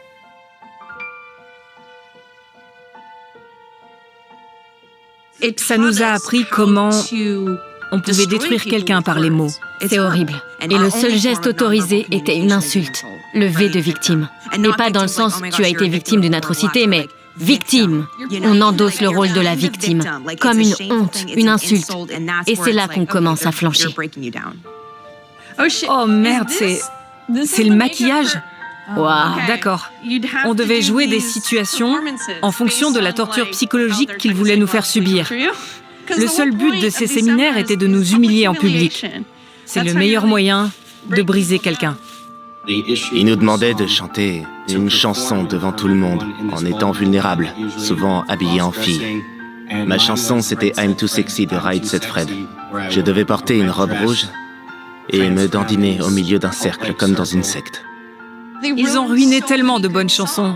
Cyndi Lauper, Girls Just Want to Have Fun. À chaque fois que je l'entends, je repense au séminaire.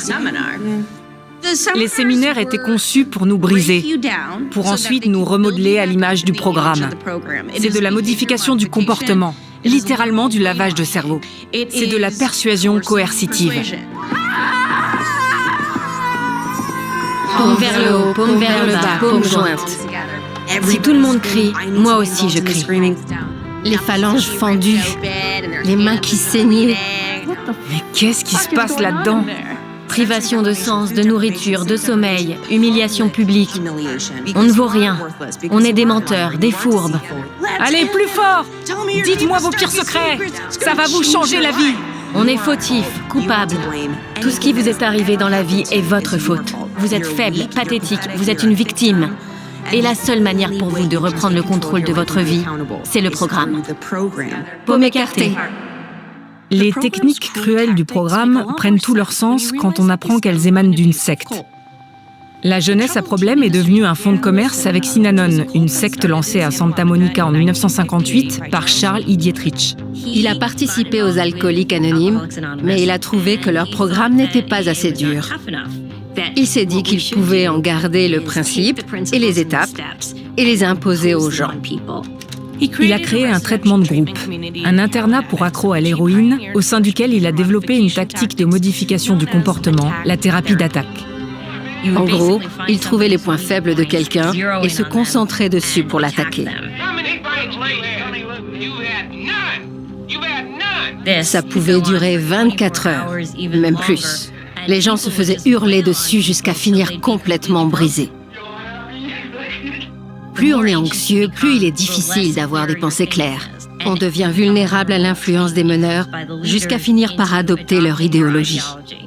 Après la dissolution de Synanon, ses membres ont créé d'autres programmes qui s'inspiraient de Synanon, mais avaient cette fois pour cible des adolescents en souffrance. Nancy Reagan a popularisé ces programmes avec sa campagne contre la drogue intitulée « Dites non ». There's nothing as awful for a parent as having something happen to their child. Elle a même emmené la princesse Diana dans un programme pendant une visite officielle. Dans les années 80 et 90, on apprenait aux parents que l'amour à la dure était la seule solution. I'm really disgusted with you. You're really selfish and arrogant. That's how I feel about you. I love you. I love you, Mom. L'humiliation et les agressions psychologiques déstabilisent les gens. Et ils se servaient de ça pour obtenir l'obéissance. If you break one of the rules or your attitude isn't right, you get yelled at. You don't even have enough self-esteem, okay? Ils réduisaient à néant leur amour-propre et leur confiance en eux-mêmes. Et les sujets finissaient par s'effondrer. Everybody went around and told you in so many words they think you suck as a person. And that if they had their way, they'd cut your throat and relieve the human race of having to deal with an ingrate like you. Si on crée un graphique pour retracer leur influence sur l'industrie de la jeunesse en difficulté, on se rendra compte que tous ces programmes sont basés sur Synanon ou sur un programme qui découle lui-même de Synanon. Molly, quel blâme tu as reçu pour avoir trébuché sur moi? Communication non autorisée, parce qu'on avait ri. 2 fois. Mais c'est toi qui avais trébuché sur moi. J'ai trébuché sur toi? Ouais. C'est plus logique. Molly était l'une de mes meilleures amies dans le programme. Et ça nous causait des problèmes. Il était interdit d'avoir des amis dans le programme. Molly n'avait jamais touché à la drogue ni à l'alcool et était une très bonne élève. Mais son petit frère avait été envoyé au Majestic Ranch, un autre programme WASP qui acceptait les enfants dès l'âge de 7 ans. Ses parents avaient tellement aimé le programme qu'ils avaient envoyé Molly et son frère à Ivy Ridge dans l'espoir de resserrer les liens familiaux. Molly appartenait à ma famille, en gros une petite classe dans laquelle on nous divisait. Chaque famille recevait un nom. Foi, espoir, vaillante. Ma famille s'appelait Gentillesse. Tous les jours de la semaine, on s'asseyait en cercle avec sa famille et on se faisait des retours au sein de ce qu'on appelait le groupe. Je racontais ma vie. J'ai passé une semaine horrible. 2 étrangers m'ont kidnappée et m'ont amenée ici. Je ne sais pas où je suis. Je ne veux pas parler à mes sœurs. Je ne sais pas où est mon père. C'est quoi cet endroit? Combien de temps je vais rester ici? Blablabla, blablabla. Et j'attendais les retours. Qui me fait un retour sur ce que j'ai dit? Alexa? Catherine, es-tu prête à tout entendre? Oui. Catherine, je sens que tu te comportes comme une victime. Je t'encourage à te plonger dans ton âme parce que je me répète, ton comportement est vraiment contre-productif. Tes parents n'accepteront pas que tu rentres chez toi tant que tu n'auras pas trouvé ta grandeur et que tu ne te déferas pas de ton image. C'est exactement le jargon. C'était notre quotidien au sein du programme, tous les jours. C'était la seule fois où on avait le droit de parler et de communiquer avec son référent pour la famille. Et notre référent pour la famille était notre seule communication, notre seul lien au monde extérieur, à nos parents et à notre famille. Les référents pour la famille surveillaient tous nos appels et nos lettres à nos parents. Si on s'avisait de critiquer le programme, on recevait un blâme. Ils appelaient nos parents toutes les semaines pour les rassurer. Le programme était la meilleure chose qui pouvait nous arriver. Nos familles, nos parents les acceptaient eux plutôt que nous. Oui. Ils leur faisaient plus confiance qu'à nos lettres, qu'à nos mots. Le truc le plus hallucinant qu'on a retrouvé dans les archives, ce sont les éléments de langage des référents. Ils disposaient d'éléments de langage pour contrer les accusations de violence. Ils ne sont pas crédibles. Nous ne pratiquons pas l'isolation. Il n'y a pas de lavage de cerveau. Ils mentent tellement au sujet de leurs parents qu'ils mentent aussi forcément quand ils parlent de nous. On pensait qu'ils étaient là pour nous aider, mais on a compris que les référents n'en avaient rien à foutre de nous. Et comme on l'a découvert dans les dossiers, ils recevaient des primes pour nous faire rester ici encore plus longtemps. Alors non, ils n'allaient pas nous aider à rentrer chez nous. Ils étaient là uniquement pour vendre le programme à nos parents. Si le référent nous aimait pas, on ne progressait jamais au sein du programme. À mon arrivée, ma référente pour la famille a consulté mon dossier d'admission. Le formulaire rempli par mes parents. Voici pourquoi nous vous envoyons Alexa. Et dans ce dossier d'admission figurait aussi notre test de grossesse et notre dépistage de drogue. Elle m'a dit que mon dépistage brillait comme un sapin de Noël. J'ai répondu, « C'est une blague ou quoi ? J'avais jamais pris de drogue. » Mais je ne pouvais pas le prouver. C'était impossible. Comment je pouvais leur prouver que c'était faux ? Mais les conseillers ont beaucoup insisté, ils m'ont parlé de mes parents. Et les autres élèves me disaient, « Il faut que tu parles de la drogue. Tant que tu n'assumeras pas ce que tu as fait, tant que tu continueras à te victimiser, tu n'avanceras pas dans le programme. » Alors bon, d'accord, je vais rentrer chez moi, je vais vous parler des drogues. Alors j'ai dit au groupe, oui, j'ai pris de la drogue. Je sais plus trop, je crois que je fumais du crack. Et j'ai inventé tout un tas d'histoires pour donner l'impression que je coopérais. Il est très facile de contraindre un adolescent à faire de faux aveux. Pour ça, il suffit de lui mettre la pression, de beaucoup insister et de lui dire « Si tu avoues, on te laissera partir. » The confessions pour out. I wanted to feel better, but I didn't want to stop using drugs. Ils racontaient qu'ils s'étaient prostitués en échange de drogue, qu'ils avaient couché avec des chiens, qu'ils se piquaient jusque dans les yeux. Sauf que la plupart d'entre eux n'avaient même jamais vu une aiguille. Mais s'ils ne racontaient pas ce genre d'horreur sur la drogue, personne ne les croyait. Et ils ne passaient pas à la phase suivante du programme. Je n'avais jamais pris de drogue de toute ma vie. Mais pour valider le programme, j'ai dû avouer prendre de l'héroïne, du crack, de la coke, du LSD, du PCP. Et c'était à chaque fois de pire en pire. The drugs I've done are pot, alcohol, speed, cocaine, prescriptions over the counters, PCP, LSD, THC, mushrooms, hash. En obligeant les gens à avouer des choses, qu'elles soient vraies ou fausses, on récupère des informations qu'on peut retourner contre eux de 1000 manières différentes. NXIVM le fait, la scientologie le fait. From the moment you walk into a church of Scientology, they have folders on you. So everything you've ever said is written down and videotaped. Ils utilisent contre vous tout ce qu'ils savent de vous. Les conseillers vous donnent ensuite un surnom. Moi, c'était la pute à crack. Et je devais dire, je suis une pute à crack, j'ai sucé des bites pour du crack. Dès mon premier jour dans le programme, on m'a collé une étiquette qui ne me correspondait pas. Mon seul objectif était de, si possible, retrouver mon dépistage de drogue. C'était tout ce que je voulais. Ça m'aurait permis de prouver à mes parents que je n'avais jamais menti. Et on aurait enfin pu tourner la page de cet horrible chapitre qui a complètement bousillé ma vie. Et puis une fille a trouvé mon dossier et me l'a envoyé par courrier. Et quand j'ai ouvert le paquet, le premier document en haut de la pile était mon dépistage. Et il y avait écrit en gros et entouré « négatif ». Cette salope avait menti. Cette salope avait menti. Un mensonge qui est allé tellement loin que même après que je leur ai montré cette preuve, mon dépistage, mes parents ont continué de croire le programme.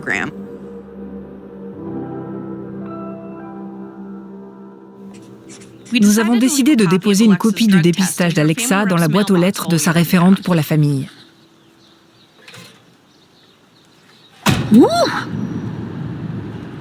J'ai vraiment très envie de savoir si elle va vouloir me contacter. Pendant qu'on était à Ivy Ridge, nous avons pu voir pour la première fois nos parents lors d'un séminaire intitulé PE1, Parents Enfants 1. Quand ce séminaire a commencé, je n'avais plus vu mon père depuis 6 mois. Ils nous ont dit « Vos parents sont à l'intérieur. En entrant, vous verrez, ils sont en cercle, les yeux fermés.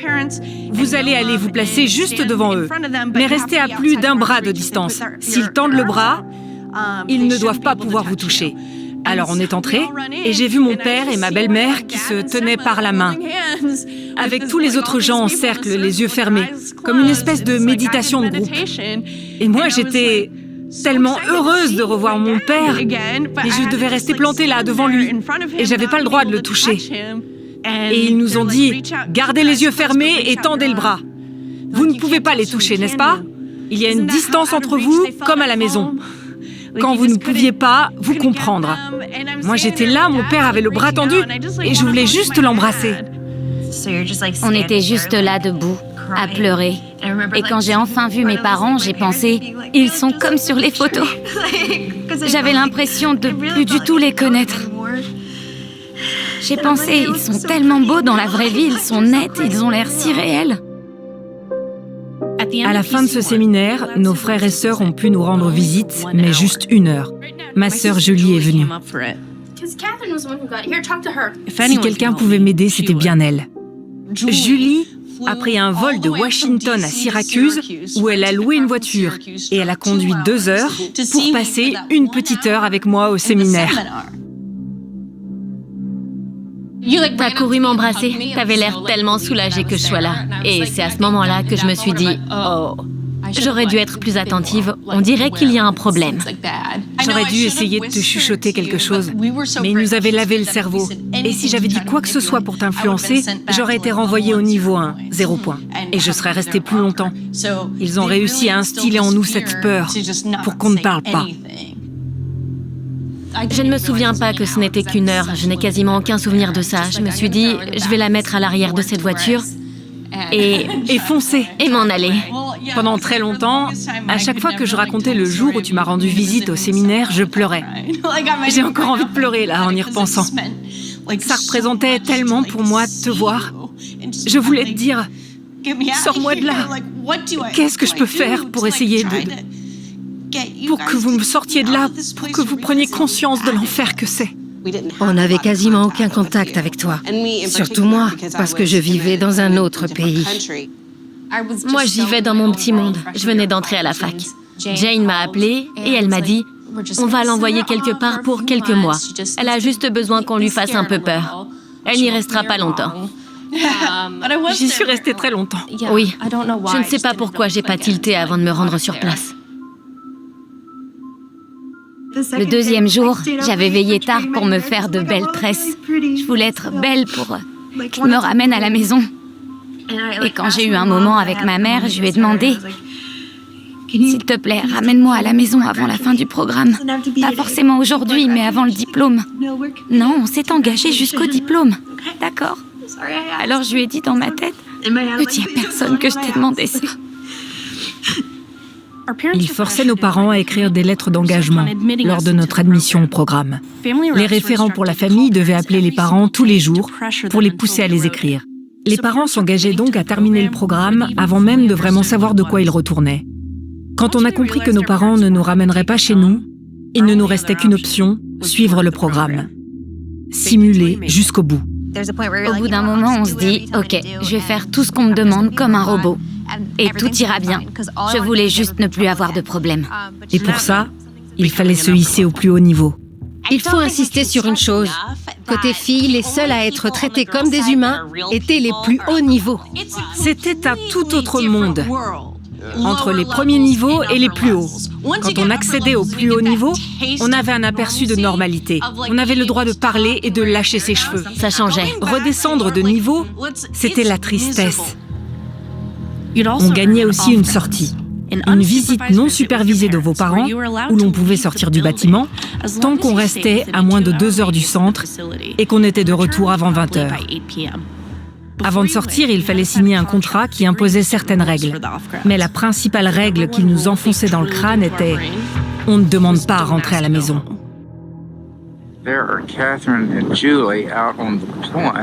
J'étais heureuse de sortir, de voir le vrai monde et mon père. Mais j'étais terrifiée à l'idée de faire une erreur qui me renverrait au niveau 1. Plus tard, mon père m'a demandé « Pourquoi tu ne m'as pas tout raconté le jour de la sortie ?» Tenez, voici le contrat qu'il me faisait signer avant les sorties. Phil Elberg est l'un des premiers avocats à avoir remporté un procès contre ces programmes. Et depuis, il est un grand défenseur de la cause des enfants. Ça m'attriste. C'est triste.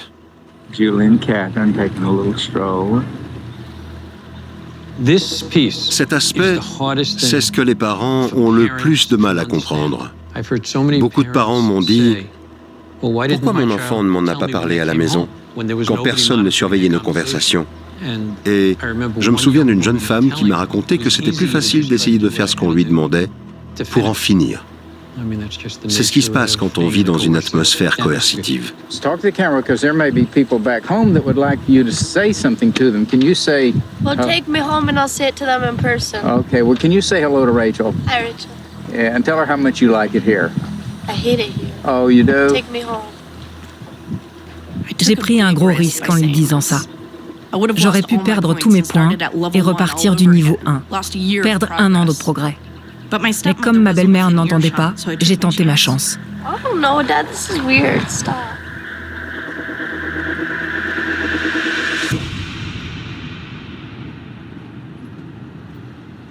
On est en route vers la maison de Cathy. On va consulter les fichiers que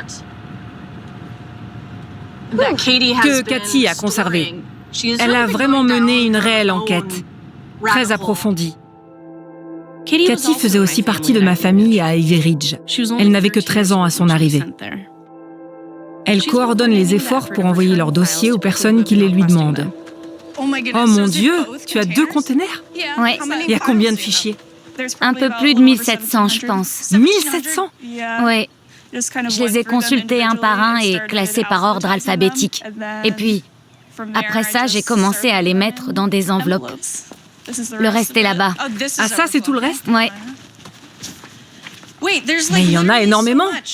Ça a été un long processus de tout organiser. Ça m'a bien pris 6 bons mois. À un moment, j'avais tout ça dans mon appartement. C'est quoi, les notes de groupe? C'est entre autres choses les notes des parents de dortoir. Ah oui, d'accord, les dortoirs. C'est ça. Combien de filles ont saigné du nez tel jour? En gros, oui. Combien de bouteilles d'eau a bu Catherine tel jour? Vraiment, ils comptaient ce genre de choses. Ils ont ça? Les tiennes, je sais pas, mais ils gardent des traces. La réponse à cette question est 0. L'eau là-bas était jaune et sentait l'eau des WC. Ouais. Je crois que c'est pour ça que je suis toujours déshydratée aujourd'hui. J'ai même un calcul rénal. Moi aussi, je ne buvais que l'eau des bouteilles scellées. Oh mon Dieu, une fille de 12 ans. Mais c'est quoi ce bordel? Cette pauvre fillette de 12 ans a un dossier très épais. Oui, en général, plus le dossier est gros, plus leur enfance a été difficile. Ils ont le droit de savoir que ce qui leur est arrivé n'était pas de leur faute. Ça ne leur ôtera pas forcément ce poids, mais pour moi, ça a été le cas. Pouvoir prouver que je suis pas folle, que tout ça est bien arrivé. La plupart des gens sont heureux de recevoir ces papiers physiquement entre les mains. D'avoir la preuve, la validation que tout ce merdier a bien eu lieu. C'est un peu ce que j'essaie de faire, rassembler toutes ces preuves et les présenter à mon père. J'avais déjà coupé les liens avec mon père quand j'ai retrouvé mon dossier au centre. J'avais besoin de temps pour mûrir tout ça et je ne m'étais jamais accordé le temps d'être en colère contre lui après le programme. Quand j'arrêtais de lui parler, je ne savais pas combien de temps ça allait durer. Puis je me suis dit, tiens, 15 mois ce serait bien, le temps que j'ai passé là-bas. Je voulais qu'il ressente ce que c'est d'être tout d'un coup privé de toute communication. Je m'en suis beaucoup voulu pour son anniversaire. Mais quand je me sentais mal, je me souvenais qu'il m'avait laissé là-bas pour mon anniversaire. Il m'y a laissé pour Noël, les anniversaires, le bal de fin d'études, tout.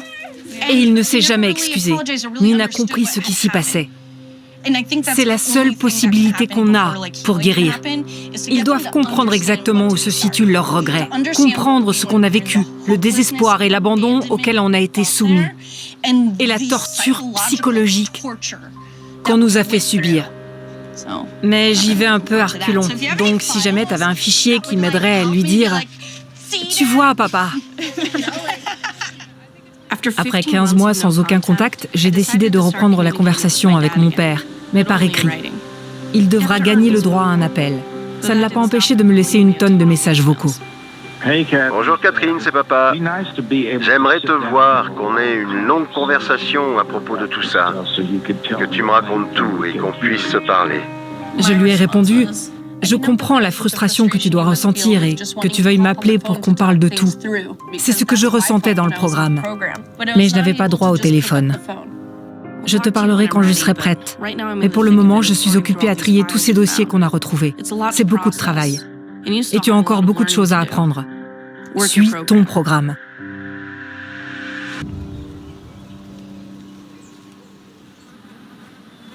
Il n'y a pas de livre pour être un bon parent, on ne sait pas. On s'en veut. Qu'est-ce qu'on a fait de mal? Elle avait 13 ans. J'allais la chercher à l'arrêt de bus et elle n'était pas là. C'était un sentiment horrible. Où est ma fille? Elle ne voulait pas rentrer à la maison. Et on avait peur. On en est arrivé à un point où on était prêt à n'importe quoi pour l'aider. Ils ont profité de notre grande vulnérabilité. On les a appelés et ils étaient très rassurants. C'est l'endroit idéal, on pourra vous aider avec ci et avec ça. Le programme cherche avant tout à influencer les parents, plus que les enfants. Pour bien comprendre cette industrie, il faut comprendre la manipulation des parents. Quand un enfant se comporte mal, Ses parents sont terrifiés. Et ces programmes disent aux parents, si vous n'inscrivez pas votre enfant à notre programme, il va mourir.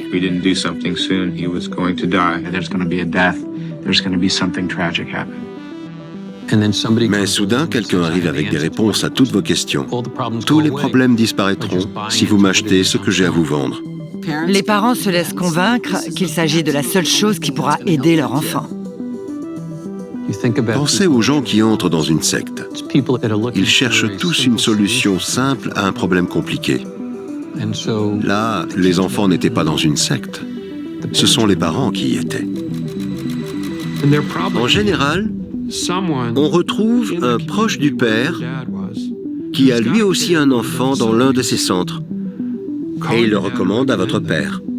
Comment expliquer que tellement d'enfants issus de notre communauté évangélique se soient retrouvés dans ce centre? Les parents d'Alexa Brand ont dirigé de nombreuses familles vers le programme. Ils ont beaucoup insisté sur le système de parrainage. Un mois gratuit, c'était une bonne affaire. Ils utilisaient les parents pour faire leur pub. Idée de génie. Puis le programme convainquait les parents d'autre chose. Votre enfant est capable de vous manipuler. Et il va essayer de le faire. Tout de suite. Il leur disait, votre enfant va vous appeler et vous raconter des conneries. Ne le croyez pas, ne le retirez pas du programme. Et les parents, désespérés, avalaient tout ça. Tout parent qui donnera l'impression de douter sur son engagement doit être appelé immédiatement par le comité. C'est comme une secte, on ne peut pas en sortir. Les parents d'Alexa étaient en contact avec les référents pour la famille au sein du programme. Et ils les informaient des alertes potentielles. Et suite à ça, les référents remplissaient un formulaire qui s'appelait littéralement « signaux d'alerte ». J'ai découvert un signal d'alerte au sujet de mon père qui incluait un mail de la mère d'Alexa. Elle disait « Je l'ai entendu qualifier à Ivy Ridge de prison. C'est typiquement le genre d'accès de colère dont il est capable. Jane est plus raisonnable que lui. Ken et elle ne semblent pas d'accord sur le sujet. On a prévu de se voir tous les trois la semaine prochaine pour la soutenir. Mais bonne nouvelle, Catherine est toujours à Ivy Ridge. » Ils se servaient des Brand pour ensuite organiser un groupe de soutien avec eux et qu'ils se sentent mieux. Ils avaient un service de messagerie interne pour les parents, le panneau d'affichage, où seuls pouvaient poster les parents qui soutenaient le programme. Ils surveillaient tout et créaient une perception biaisée de ce qui se passait là-bas. Et on leur répétait les mêmes choses, encore et encore. Dans cet environnement, tout le monde était d'accord. Dès que quelqu'un disait « oui, ça a beaucoup aidé mon enfant », ils étaient tous confortés dans leur idée. Les parents y croyaient vraiment. On les trompait. Les parents aussi suivaient des séminaires conçus pour qu'ils se sentent soutenus et pour les convaincre que leurs enfants devaient rester dans le programme. Ces programmes étaient tellement secrets qu'il est quasiment impossible d'obtenir des images de ce qui s'y passait. Mais j'ai essayé. J'ai réussi à m'incruster dans un séminaire pour parents qui ont des enfants dans le programme. Les parents se tenaient en cercle, main dans la main, dans une séance de méditation guidée. Un peu comme lorsque mon père m'a rendu visite en PE1. Les mêmes posters idiots, avec le même jargon du programme. Il n'y a pas d'accident. On a peur que de ce que l'on crée. What are you doing a seminar here too? No, I'm just here working. How often are they? Once a month. And you've taken the seminar how many times? This is my 10th in 13 months. So what's the goal of the seminar? Whatever you get out of it is the goal. I don't know what issues you have, but if there's something you want to heal, it's transformed my life. C'était utile. On apprenait beaucoup de bonnes choses au séminaire. Ils vous remontaient le moral et vous encourageaient à sortir de votre zone de confort, ce que j'ai fait. Je suis allée contre toutes mes croyances. Je me suis habillée comme ils m'ont dit.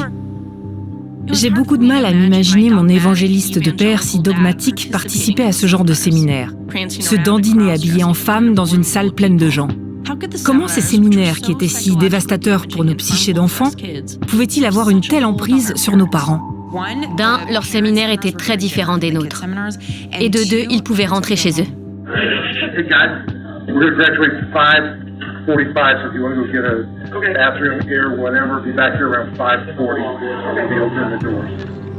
Lui, c'est David Gilcrease. C'est lui qui a conçu tous les séminaires pour la WASP. Avant ça, il avait été conseiller chez LifeSpring pendant 10 ans.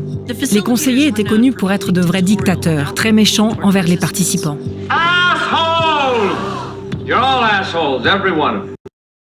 Il a presque tout copié de LifeSpring pour l'intégrer dans les séminaires pour les ados et leurs parents. Et on leur rabâchait en permanence l'importance d'aller jusqu'au bout du programme. Si vous quittiez le programme avant la fin des séminaires, vous étiez un gâteau à moitié cuit, joli à l'extérieur, mais pas fini à l'intérieur. Il fallait aller au bout du programme. Avec le recul aujourd'hui, je me rends compte de ce qui se passait. Mais à l'époque, je ne voyais rien. J'avais l'impression d'avoir tout bien vérifié. On est allé voir le centre, on a parlé aux gens, on l'a déposé nous-mêmes. L'herbe était tondue, le bâtiment était joli. Ils nous ont accueillis dans une jolie salle pour nous parler. L'une de ces salles n'est pas comme les autres. Ce bureau, c'est n'importe quoi, tout tapissé de bois. Ouais. Le reste du bâtiment est complètement différent. Ils prenaient bien soin de ne recevoir les parents que dans cette salle. Ouais. Le bureau de Jason, les boiseries, ça se donne des airs de prestige. Ouais. C'est le conseil des élèves qui vendait du rêve aux parents. C'est là qu'ils nous les faisaient rencontrer. Et à peine entrés, on enfilait notre masque. « Bonjour, enchanté de vous rencontrer. J'étais un méchant garçon, j'ai traîné avec les gangs, mais cet endroit m'a ouvert les yeux. Je vois le monde différemment maintenant. » On n'avait pas le choix. Si on leur disait non, si on refusait de faire la visite aux parents, si les parents disaient quoi que ce soit de négatif sur nous, c'était fini. On repartait de zéro. Je leur ai posé des questions. Si j'avais pressenti la moindre chose bizarre, un risque qu'elle soit maltraitée ou blessée, je serais tout de suite venue la chercher. On voit bien qu'ils ont complètement manipulé tout le monde. Je peux comprendre que mes parents voulaient simplement le meilleur pour moi, mais pour autant, à cette époque, je me suis clairement sentie abandonnée. J'étais terrifiée. J'étais triste. Je sentais que on aurait pu avoir une relation plus proche si les choses s'étaient passées différemment. Si on avait su régler les choses en famille au lieu de me retrouver complètement à l'écart de ma famille qui continuait sa vie pendant que la mienne a été mise à l'arrêt pendant 19 mois. Alors, c'était pas du tout dans notre intention de te faire sentir isolée et ça me fait mal. Ça me fait mal d'entendre son histoire. Mais je ne peux pas revenir en arrière.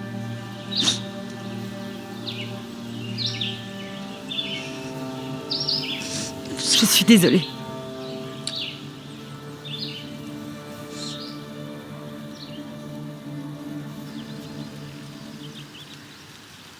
La brochure publicitaire d'Ivy Ridge faisait croire aux parents que leurs enfants s'amusaient et passaient leur temps à faire des activités de plein air.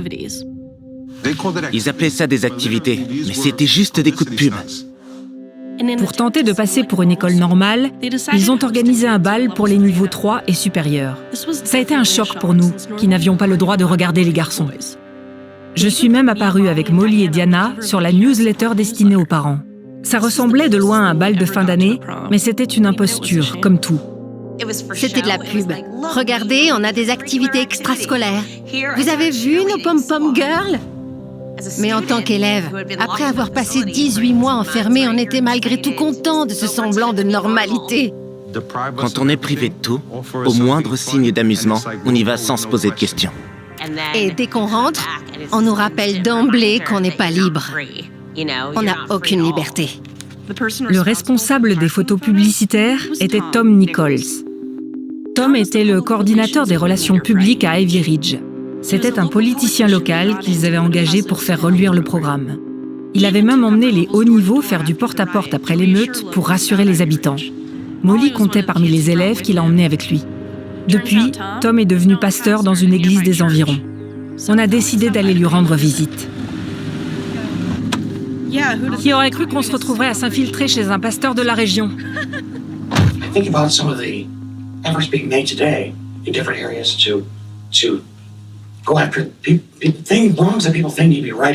Bonjour Tom, je suis Catherine Kubler. Vous reconnaissez l'une de nous? Non, je ne crois pas. On était toutes élèves à Ivy Ridge. Sans blague. Si. Ça vous inquiète un peu que des anciens d'Ivy Ridge viennent vous trouver ici? Je m'attendais à ce que ça arrive un jour. Vraiment? Oui. À chacun son jugement dernier. Je travaille sur un documentaire sur Ivy Ridge depuis plus de 10 ans. Et vous étiez le responsable des relations publiques là-bas. Je coordonnais les relations publiques. C'était une opportunité pour les élèves de sortir et de s'amuser un peu pour une fois. Vous pensez que les photos que vous avez prises étaient représentatives de la vie à Ivy Ridge pour les élèves? Non. Ça ne l'était pas. Non. Et qu'est-ce que ça vous inspire? De savoir que tous ces parents ont été dupés, qu'on leur a volé leur argent pour envoyer leurs enfants à Ivy Ridge, où ils ont été maltraités? Si vous êtes venu faire une enquête à charge contre moi, alors ça ne m'intéresse pas. D'accord. Merci, au revoir. Bon dimanche. Tom, comme la plupart du personnel d'Ivy Ridge, dit qu'il faisait juste son travail. C'est le principe de la maltraitance institutionnalisée. Tout le monde joue son petit rôle et laisse faire les choses. Allez, venez! Ce sont ces photos d'Ivy Ridge et une campagne publicitaire rondement menée qui ont trompé tous ses parents et fait souffrir tellement d'enfants.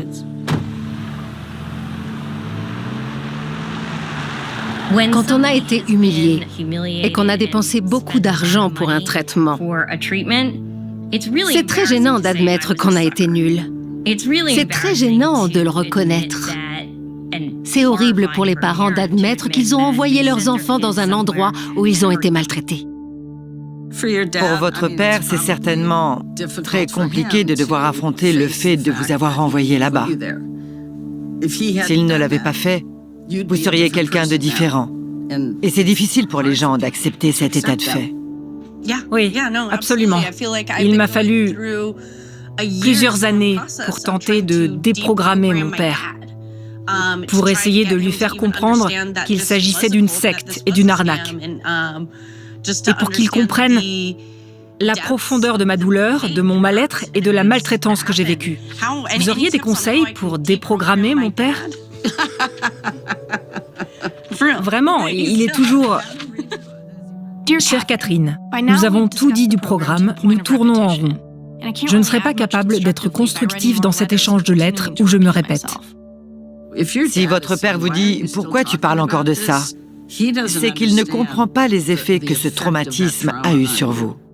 Tu as l'impression qu'on a fait le tour de la question à propos du programme, mais tu n'en sais pas encore la moitié. Tu n'as pas vécu cette expérience, être victime d'une expérience psychologique. On m'a conditionnée alors que mon cerveau était toujours en développement.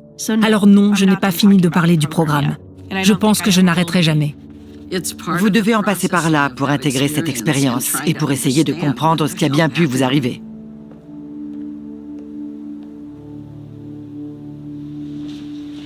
Tu vas flipper, Catherine. On se croirait dans le projet Blair Witch. Oh putain! Des deux côtés. Oh mon Dieu, je me sens... Pourquoi j'ai la nausée d'un coup? Oh mon Dieu! Là, on voit bien qu'on est dans une secte. C'est le mur que les hauts niveaux ont tous signé. Donc là, c'est moi. Je me souviens, après le niveau 4, c'était de l'endoctrinement. Tu es des nôtres. Tu peux signer sur le mur. Alexa était le visage du programme. Regardez, c'est Alexa! Pendant la parade. Alexa au barbecue. Après tout, s'ils avaient pu réhabiliter cette pute à crack, imaginez ce qu'ils pouvaient faire de votre enfant agité. Quand je me revois enfant, sur toutes ces brochures publicitaires, je déteste cette personne. Je la déteste. J'aurais dû m'en rendre compte, et c'est ce qui me travaille le plus. Mais t'es idiote ou quoi? Comment tu t'en es pas rendu compte? L'un des aspects les plus pernicieux de ces programmes, c'est que pour progresser et pour être diplômé du programme, il faut démontrer qu'on adhère à cette idéologie. Et la meilleure façon de le prouver est d'être méchant avec les autres enfants. Les élèves de haut niveau faisaient office d'exécutants. La signature d'Alexa. Oui, son nom apparaît souvent. Pour se sauver soi-même, on devait trahir ses amis. On sait depuis l'expérience de Milgram et de la prison de Stanford que le caractère individuel est largement déterminé par la situation dans laquelle on se trouve. Des gens très bien peuvent être contraints à commettre des atrocités. J'ai retrouvé un document que j'ai écrit moi-même. Et ça m'a stupéfiée parce que je n'en avais aucun souvenir. Aucun. Et je suis certaine que j'ai dû le faire plusieurs fois. J'ai écrit ce rapport où j'explique que j'ai contraint quelqu'un. Quand vous devenez un exécutant et que vous faites subir ça à d'autres, vous endommagez une autre part de vous. J'ai d'abord pensé, c'est pas possible. Je refuse d'accepter que j'ai fait ça. J'ai pas pu faire volontairement du mal à ces gamines. Je leur ai fait du mal exprès et j'étais une gamine. J'avais 16 ans à cette époque. Et si je n'avais pas aidé à contraindre quelqu'un, j'aurais perdu mon programme. Les élèves quittaient le programme pleins de honte et de culpabilité, blessés au niveau moral. Mais comment j'ai pu faire ça? Ce qui m'inquiétait le plus avec ces programmes, ce n'étaient pas les enfants brisés, c'était ceux qui réussissaient. Oui, je ressens toujours beaucoup de honte quand je revois ces photos ou quand je repense à ce que j'ai pu faire, parce que... Ouais, j'ai très honte de cette personne. J'ai vu combien les hauts niveaux souffraient. J'ai vu combien c'était douloureux. Vous ne pouviez pas compter les uns sur les autres. Si vous deveniez proches, vous étiez séparés. J'arrêtais pas de dire, c'est une secte, c'est du lavage de cerveau. Il nous disait, c'est quoi le problème avec Diana? Ouais, je sais que j'embêtais tout le monde. Je refusais de suivre les règles, je pouvais pas. Je pouvais pas accéder au plus haut niveau. C'est mal, je me refuse de faire ça à quelqu'un. J'ai énormément souffert ici, de la maltraitance physique et tout le reste. Mais quand je suis sortie, j'ai pas eu à guérir de tout ce lavage de cerveau. Je peux vous assurer que plus jamais de ma vie, je ne laisserai quelqu'un avoir ce genre d'influence sur ma vie. Plus jamais. Cher papa et Jane, je ne serai pas diplômée du programme. Vous ne me laisserez pas rentrer à la maison parce que je suis de niveau 3 et pas de niveau 6. Vous pouvez m'obliger à rester jusqu'à mes 18 ans, mais pas à obtenir le diplôme. C'est la seule chose dont je peux décider. Pourquoi est-ce que je fais ça? Parce que je vous déteste pour n'avoir pas voulu de moi. Savoir rester soi-même dans un monde qui fait tout pour faire de vous quelqu'un d'autre est la plus dure des batailles que vous aurez à livrer. N'arrêtez jamais de vous battre. E.E. Cummings.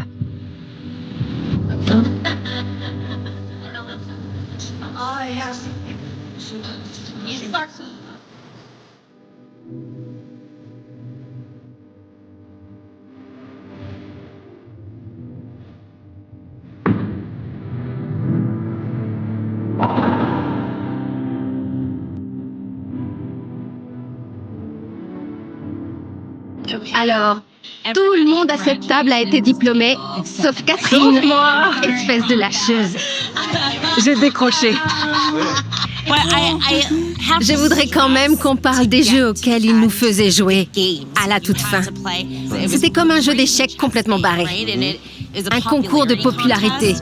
Mais surtout, c'était avant tout de la manipulation. La seule manière de se hisser au sommet était d'accepter de jouer ce jeu très risqué et extrêmement stressant. Et si on parvenait à l'emporter, on récupérait enfin notre liberté.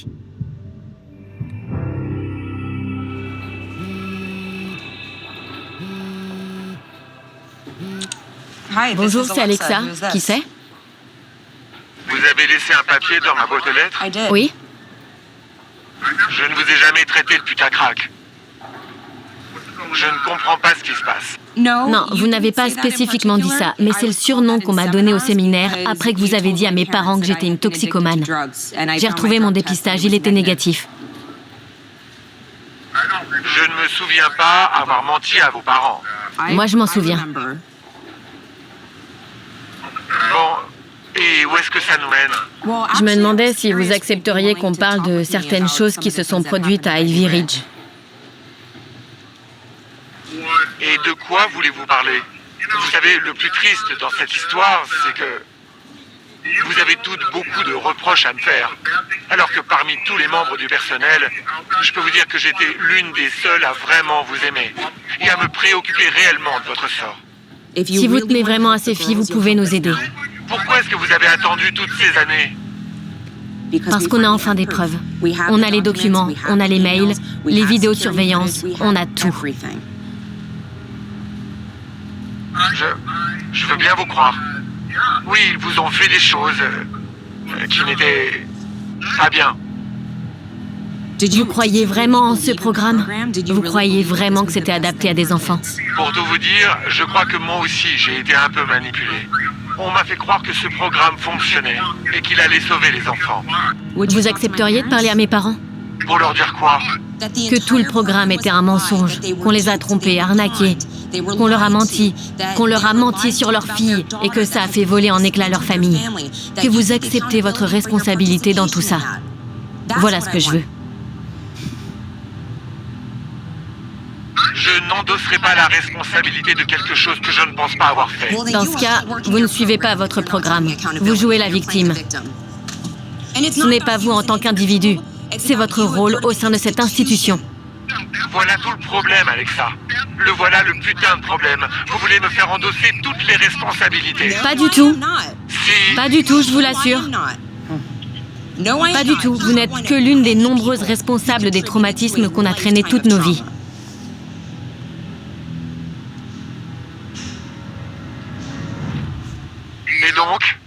Et donc? C'est votre réponse, et donc? Je dois raccrocher. Je suis au volant. Les voitures me dépassent et j'ai bientôt plus d'essence. C'est ça, ouais. Au revoir. Ouais. Waouh! Il me faut une cigarette. Quelle géniarde. Mon cœur bat. Ça va? C'est comme cette chanson nulle. On ne tape pas un chiot. Il va grandir, et là, t'auras intérêt à te mettre à l'abri. On a grandi, on est sortis, et on n'a plus peur de vous. La maltraitance se nourrit du silence. On a gardé le silence parce qu'on avait honte, et qu'on était humiliés, parce que tout ça était très embarrassant, pour tout vous dire. Oui, j'ai honte. Pour mon père. C'est dur, vous savez. Lui aussi est une victime en bien des aspects. Il s'est fait embobiner par cette putain d'arnaque. Et c'est une honte d'avoir à l'admettre. J'ai envoyé ma fille dans cet endroit où on l'a maltraitée, on m'a pris pour un idiot et on m'a soutiré mon argent. Personne ne veut reconnaître ça. Parce que l'admettre, c'est déjà quelque chose.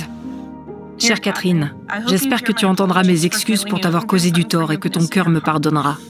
Je voudrais qu'on se voie, si ça te semble possible, et qu'on reparle de ces décisions. Qu'en dis-tu? Je pense que cette visite nous ferait du bien à tous les deux. Je t'aime, papa. Test. Qu'est-ce que je peux dire à papa? Comment je le salue, à ton avis? Dis-lui juste salut. Ça va? Salut. T'as engagé des étrangers pour me kidnapper. Attends, c'est lui là? Ou une vieille femme? Ça fout les jetons. On dirait une vieille femme. Fausse alerte. J'étais pas prête.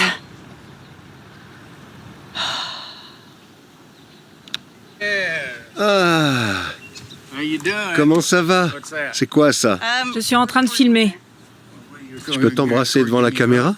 Bien sûr. Comment ça va? Très bien, maintenant que je peux te voir.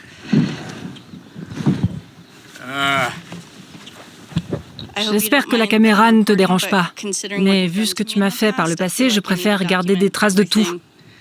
Au cas où il y aurait des étrangers cachés dans les buissons, prêts à m'enlever et à me séquestrer pendant 15 mois.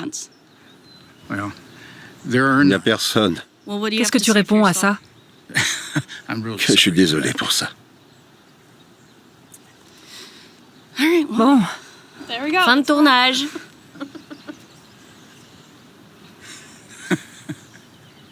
Je suis très content de te voir. Tu m'as manqué. Je ne sais pas trop quoi penser de cette rencontre. Je le sais, oui. Je le sais. J'aurais voulu comprendre tout ça très vite. J'ai fait une erreur terrible. Et je le regrette vraiment. Tu réalises à quel point 15 mois, c'est long pour un enfant?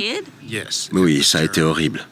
Tu m'as envoyé dans un endroit où on m'a calomnié, où on m'a dit que j'étais Le problème, j'étais une enfant. Je ne savais pas qu'ils allaient te faire tout ça. Tu m'as écrit ces lettres. Je peux te les relire. Tu sais, je suis d'accord avec ce que tu me dis. Ces programmes, je suis d'accord avec ce que tu dis. Ils manipulent les parents et c'est... Oh, je suis désolé, Catherine. Je regrette tellement, ma chérie. Revoir mon père pour la première fois depuis des années n'a pas été facile. Faisons une pause. Et on n'allait pas tout régler en une conversation. Il faut reconnaître qu'il a fini par me retirer d'Ivy Ridge. Il ne lui aura fallu que 15 mois. J'étais au niveau 4. Et Miss Selva est arrivée comme une furie dans le gymnase. Elle a dit « Catherine Daniel, tu vas venir avec moi, côté garçon, on va dans le bureau de Jason Finlinson. » Là, j'ai été traversée de 1000 pensées. Qu'est-ce que j'ai fait de mal? Qu'est-ce qui se passe? Elle m'a crié dessus tout du long. On a ouvert la porte, et juste là où est la caméra, se trouvait mon père. Il m'a dit « Salut, on rentre à la maison. » Et moi, quoi? Je rentre à la maison? Je réalisais pas. Tout était complètement flou. Je ne me souviens pas de grand-chose, à part... Je crois qu'ils essayaient de nous faire sortir vite pour que les autres ne nous voient pas. C'est ça. J'ai pu dire au revoir à personne. Non. J'ai pas pu vous dire au revoir. J'ai été dans ce bâtiment pendant 15 mois. Et on se retrouvait à foncer sur l'autoroute. Je me suis sentie malade, littéralement. Une overdose de sensations. Revoir des arbres et le ciel... Et ce monde dans lequel j'avais l'impression d'avoir vécu toute ma vie et que je ne pourrais jamais quitter. Ouais. Il disparaissait. C'est un mélange très étrange d'émotions. On est à la fois bouleversé, mais on réalise « Je suis dehors, je suis enfin libre, je suis sortie. Qu'est-ce que ça signifie? Qu'est-ce que je vais faire ?»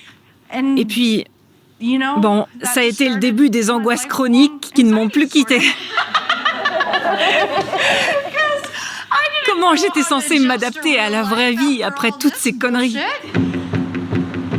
J'ai eu beaucoup de mal à m'adapter à la vie hors du programme. J'errais dans les supermarchés, submergée par tous ces choix.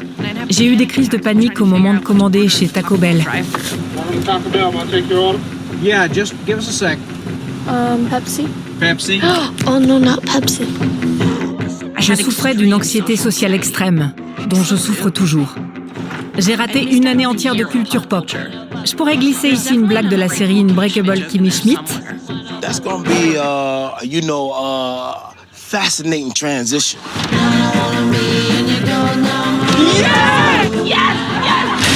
Martha Stewart turning herself in. My friends, we cannot win this election. J'étais perdue. Lindsay Lohan était la nouvelle femme en vogue? La petite du film à nous quatre? D'accord. Je ne pardonnerai jamais au programme de m'avoir privé de la sortie ciné de Mean Girls. Get in, loser, we're going shopping.